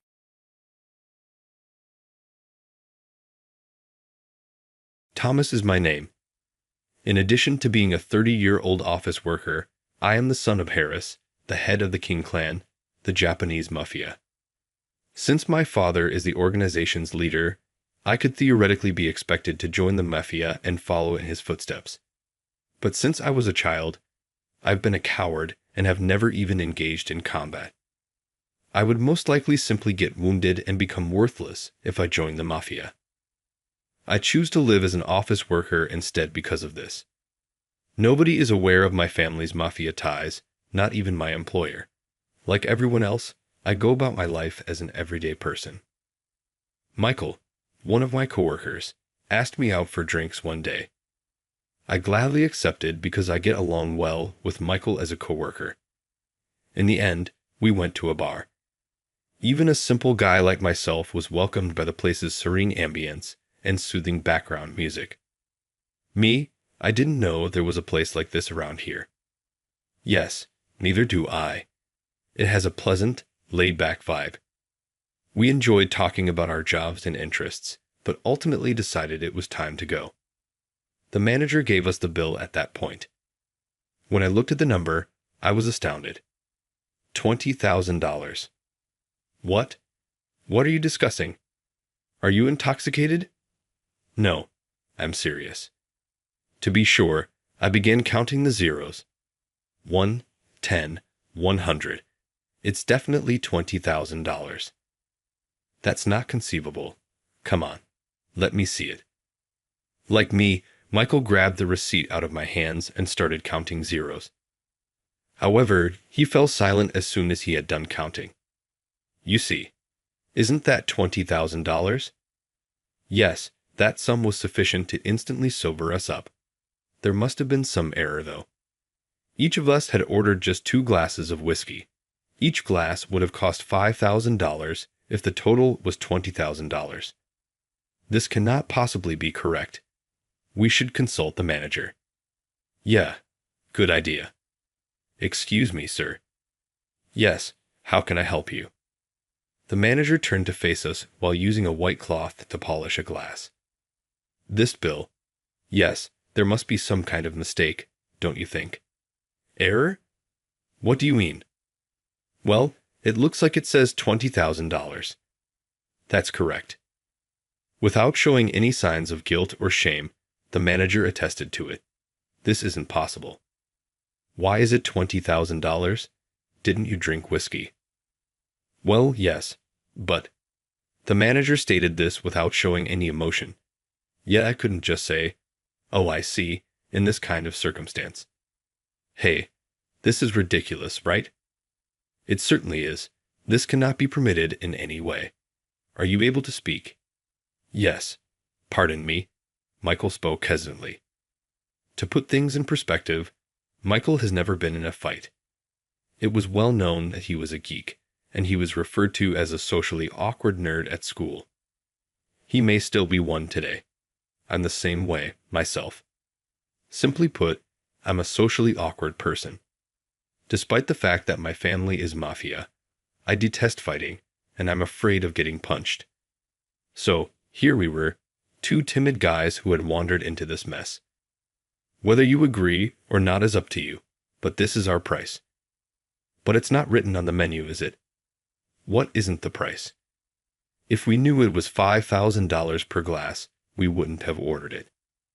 Sir, take another look at the menu.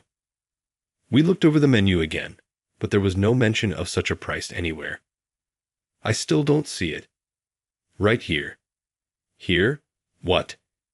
He showed us an almost invisible line of tiny text, so small you'd need a magnifying glass to read it. It looked more like a speck of dirt than actual writing, and instead of using numbers, the price was written in letters. Who the hell would even notice that? I wanted to scream, but fear kept me silent. This is it. Yes, there it is. You see it, don't you? In letters? Yes, exactly. But no one would understand that. Whether it's written out in words or not, that's our choice. The problem is your assumption that prices must be written in numbers. There's no law that says that, you know. He was actually bringing up the law. True, I'd never heard of such a law, but this was clearly an intentional attempt to hide the price. But it's unreadable and in such tiny text. Sounds like you have bad eyesight. I can read it just fine. He claimed he could read it, but there was no way that was true. The bar was dimly lit, with only an orange spotlight shining over the counter, making it absolutely impossible to read such tiny text. So this is what they call a rip-off bar. Yeah, I saw a news story about places like this popping up in Kabukicho. I guess they're here too. Right, I saw that report too. Excuse me, gentlemen. Let's not talk about the news. Just hurry up and pay. The longer you wait, the higher the bill gets. What? Why? We haven't ordered anything else. You're still sitting here, aren't you? You're using the space, so naturally, there's a charge. Wait, are you saying the $20,000 includes a seating fee? Exactly. If you sit here for more than 10 minutes without ordering, an additional $1,000 per minute is added. I don't mind if you stay as long as you like, but for your sake, I'd recommend against it. It seems like you don't understand our system. This was the first I'd ever heard of such a thing. Charging $1,000 for just 10 minutes. That's $100 per minute. That's insane. So just go ahead and pay the $20,000. Okay. There's no way I have $20,000 on me. You think saying that will get you off the hook? That's quite a joke, sir. I really don't have it. There's no way I could come up with $20,000. This is way too much of a rip-off. Exactly. It's way beyond what anyone could afford. Beyond what you can afford? Why is that? If you don't have it on you, you can just withdraw it. There's a convenience store right around the corner. Even if I go to the store, there's not that amount in my bank account, so it's impossible. I see. Well then, there's a consumer finance company just down the street. You could borrow from them. Michael and I exchanged uneasy glances. Borrowing money from a loan shark just to pay off a scam, that was unthinkable. And if we did borrow from them, the interest would crush us. You drank the whiskey, didn't you? You've got to pay up. We can't just let you leave without paying. What exactly do you mean by that? You know what I mean. Do you? No, I don't. What are you getting at? The police. If that's the case, it might actually be better for us. Police? Are you kidding me? Listen up. Our bar has mafia backing us up. If you don't pay, the mafia will step in. Wait, mafia. That's right. You get it now. That's a little. Then pay up now. That's also a little. You two are such a hassle, the manager muttered as he reached for a nearby bell and gave it a ring. Moments later, two massive mafia men emerged from the back of the bar. What's this? You're not paying.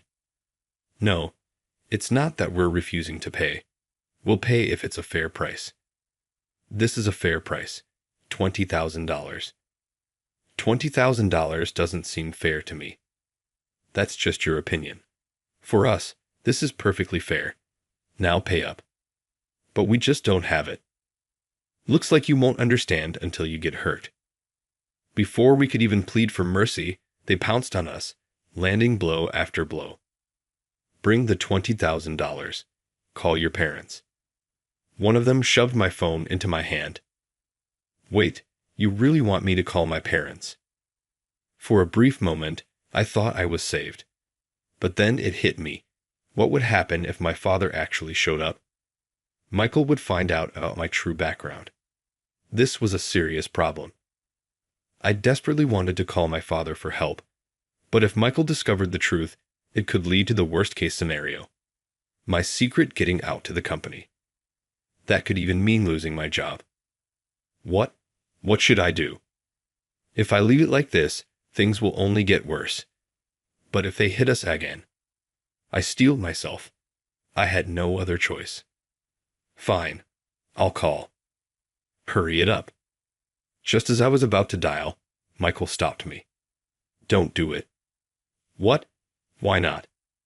How old is your dad? About 58, I think. You're really going to make someone that age cough up $20,000. That's terrible. No, I wasn't planning on making him pay.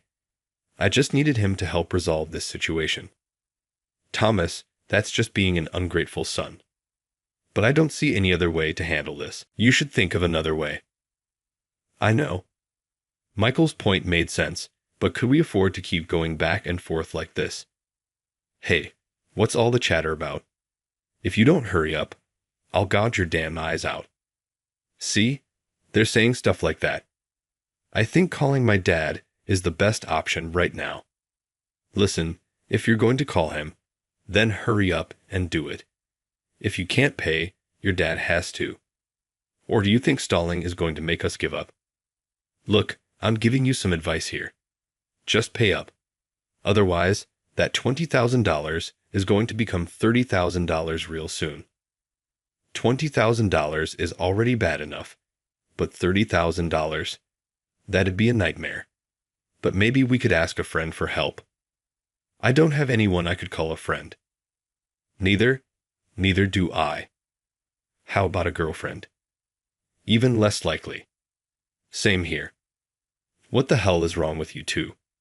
Just give us a minute, all right? But seriously, I thought, we've got no choice but to call our parents. But my mom's a single parent. There's no money to be had there. Don't worry. My dad will handle it. He'll take care of everything. Really? I feel bad about that, Michael apologized, bowing his head slightly.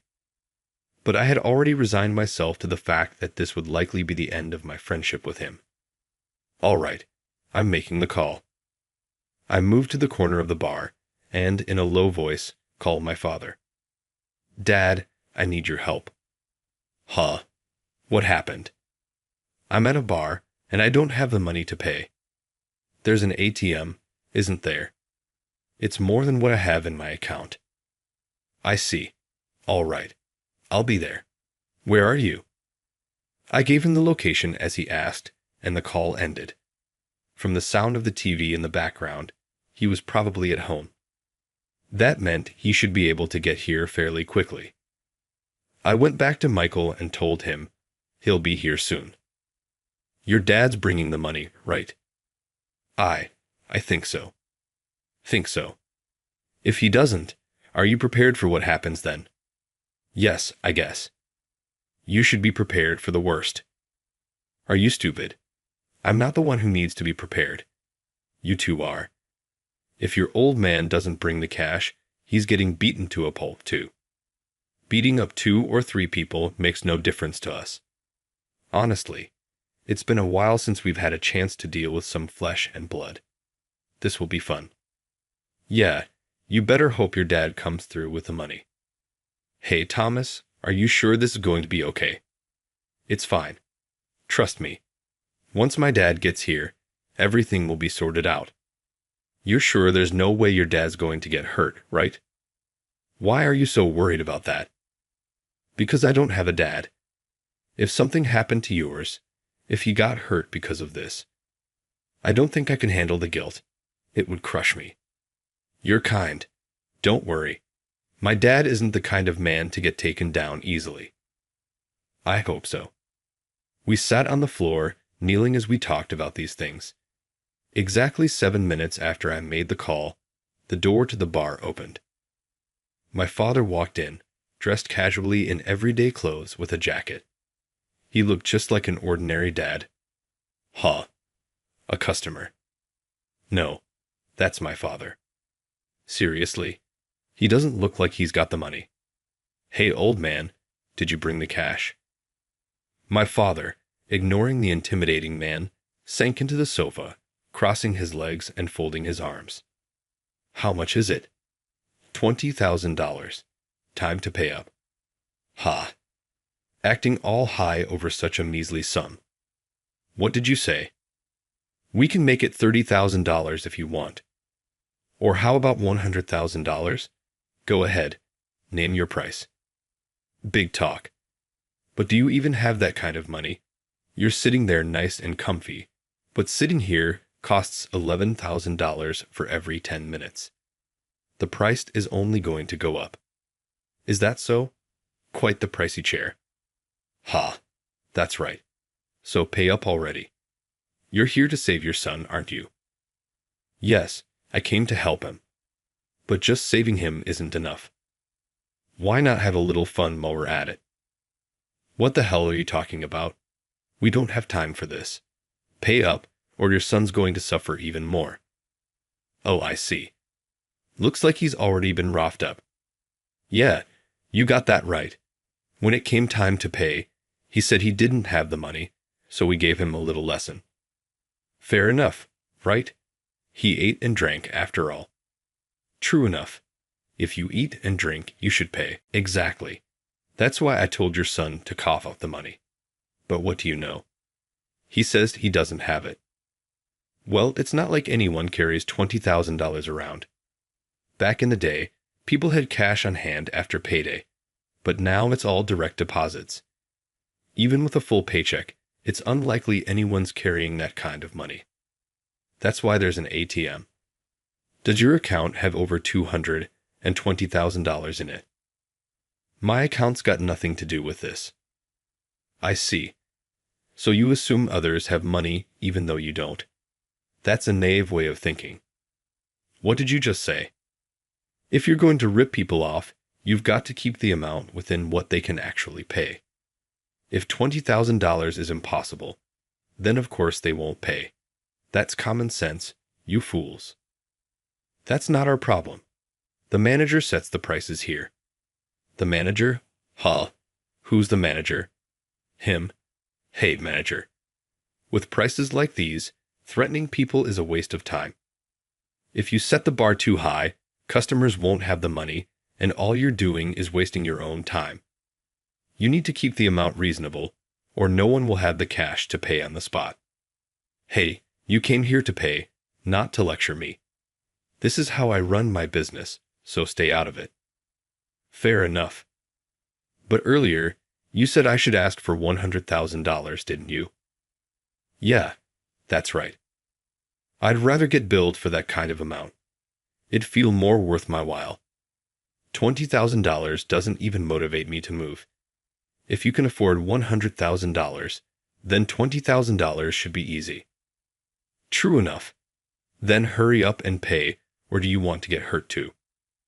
No, I won't be the one getting hurt. You will. What did you just say? Who is this guy? Why is he so calm? He must be bluffing.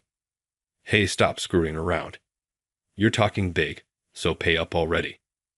Who said I was going to pay? What did you just say? I never said I'd pay. You really are a bunch of idiots with no comprehension skills. Then why the hell are you here? I told you. I came to save my son. Besides, it seemed like it might be fun. There was nothing interesting on TV, and I was watching it with my wife before bed. Then the call came at just the right time. What the hell are you talking about? Are you out of your mind? My mind's perfectly fine. I'd be more concerned about yours. You're spouting nonsense. Do you think you'll leave here unscathed without paying? Oh, I'll leave just fine. The question is, will you? You think you can take us on? The man stepped in front of my father, blocking his way. He was huge, radiating an intimidating presence, but my father didn't flinch. That's the boss for him. For the first time in my life, I felt grateful to have a mafia boss as a father. Growing up, having a mafia father meant being ostracized by friends or hearing their parents say, "Don't play with that kid."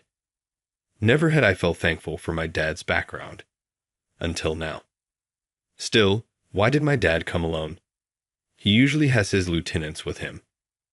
I found it strange at first, but then it suddenly dawned on me. Well, if he was watching TV at home, of course he'd come alone. Hey, standing there like that is annoying. Move out of the way. Having a big guy like you in front of me is suffocating. What? Move. If you don't, you'll regret it.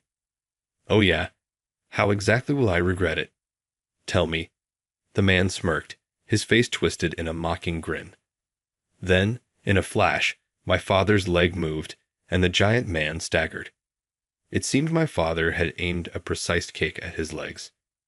What the hell are you doing? That's why I told you to get out of the way, my father said, laughing as if it were amusing. He casually sat there like nothing had happened. Ah, hey Thomas. Your dad. What's up with him? What do you mean? He looks ridiculously strong. He's just used to fighting. That's the kind of person he is. Michael turned to me with wide, astonished eyes. I could understand his reaction. Feeling myself relax, I decided to tell him the truth. My dad's a mafia. Wait, what? He's the boss of the King clan. You're laughing, but I've never heard about this before. Yeah, because I've never told anyone. If people knew my dad was mafia, they'd hate me, right? Ah, yeah, I can see how that might scare people. You probably don't want to hang out with me anymore either, right? Now that you know. Actually, I'm glad your dad's mafia. He's saving us right now. Really? Well, I'm glad to hear that. As Michael and I talked, my father and the mafia in the room seemed to be getting more and more fired up. You called me here, so I hope you're ready for what's coming. What did you just say? Hey, let's call for backup. This guy is not an ordinary old man. Yeah, good idea. Once the crew gets here, we'll take him down easily. The mafia started making phone calls, but my father just watched and laughed. What's this? You can't even take down one old man without calling for backup. Shut up. It's not that we can't take you down. We just like sharing the fun with our friends. Nice excuse. However, even when the reinforcements arrived, the situation didn't change. Hey, we've been waiting for you. You've been struggling for a while. Who the hell is this guy? The reinforcements entered, but as soon as they saw my father's face, their expressions turned pale. Wait, this is the guy. Yeah, the old man's acting all high and mighty. When I thought he was going to pay, he outright refused. That's why I called you. You idiot. You shouldn't have called me. What's wrong with you? Why are you so scared?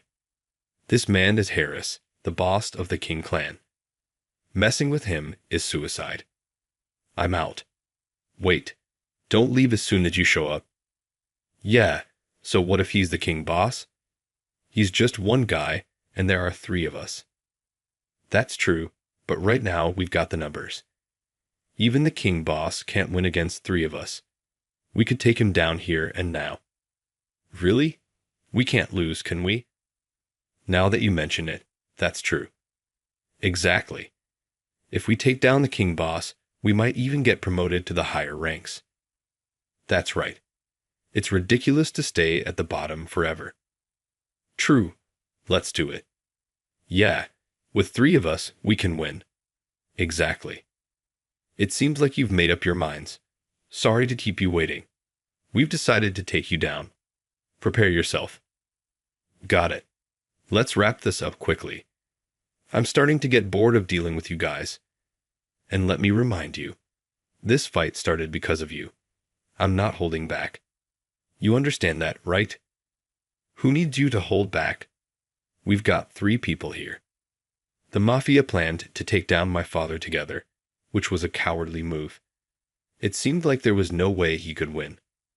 But when one of them lunged at him, my father swiftly kicked him, sending his massive body crashing into the table. You bastard. Hey, you're the ones who came at me. Don't act like I did something wrong. By the way, your flabby body is disgusting. You should hit the gym. The men stood before him, but couldn't bring themselves to attack. Meanwhile, my father stood up from the sofa, cracking his fingers and neck as if signaling he was ready to get serious. If you're not coming to me, I'll come to you. Ready? Before they could react, he punched one of them square in the face, sending him flying. Another man tried to sneak behind my father to land a punch, but as if he had eyes in the back of his head, my father delivered a side kick to his stomach. While the man was reeling, my father grabbed an ice bucket from the table and smashed it over his head. The blow was too much, and the man collapsed to the ground, clutching his head. You bastard. When another man charged in, my father smashed the ice bucket into his head, and after tossing it aside, finished him off with a powerful kick. No matter how many times the men attacked, my father showed no signs of tiring. On the contrary, he looked like he was thoroughly enjoying himself, smiling as he fought. I can't believe this. My own father is terrifying. After knocking down the 3 men, my father stood over their crumpled bodies on the floor. Seeing this, the manager tried to flee like a startled rabbit, but my father didn't let him escape. Catching up to him, he grabbed the manager by the collar and landed a punch to his stomach, knocking him down. You're all bark and no bite. Dad, what do you plan to do with these guys?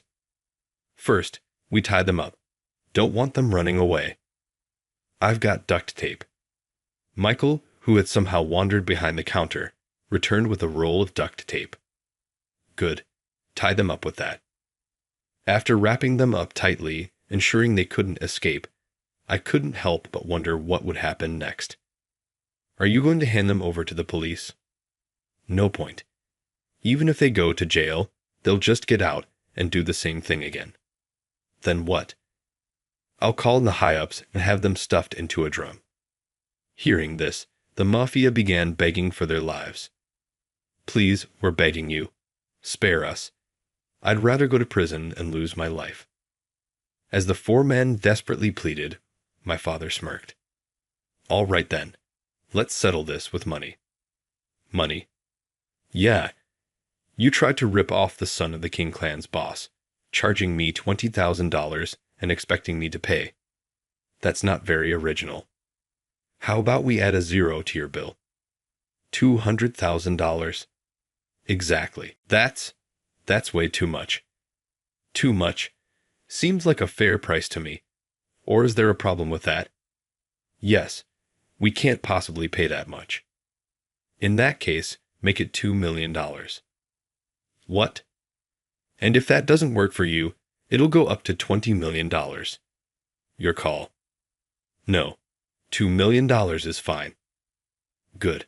There are 4 of you, so that's $500,000 each. That doesn't sound too bad, does it? Not at all. Ha. If they argued any further, the $2 million would turn into $20 million, so they had no choice but to agree. All right, pay up now. But we don't have it. No money. You told my son to call his parent. You've got parents too, don't you? Sorry, but even if we call our parents, they don't have that kind of money. I'm not talking about your parents. That'd be cruel. I'm talking about a moneylender. A moneylender? Like Kevin Finance? Are you kidding? I'm with King. Even King has a financial branch. King Finance is a bit. Don't worry, I'll call him for you. With that, my father summoned Oliver from King Finance. Thomas, why are they so scared of King Finance? Beats me. Good question. It's because their interest rates are high.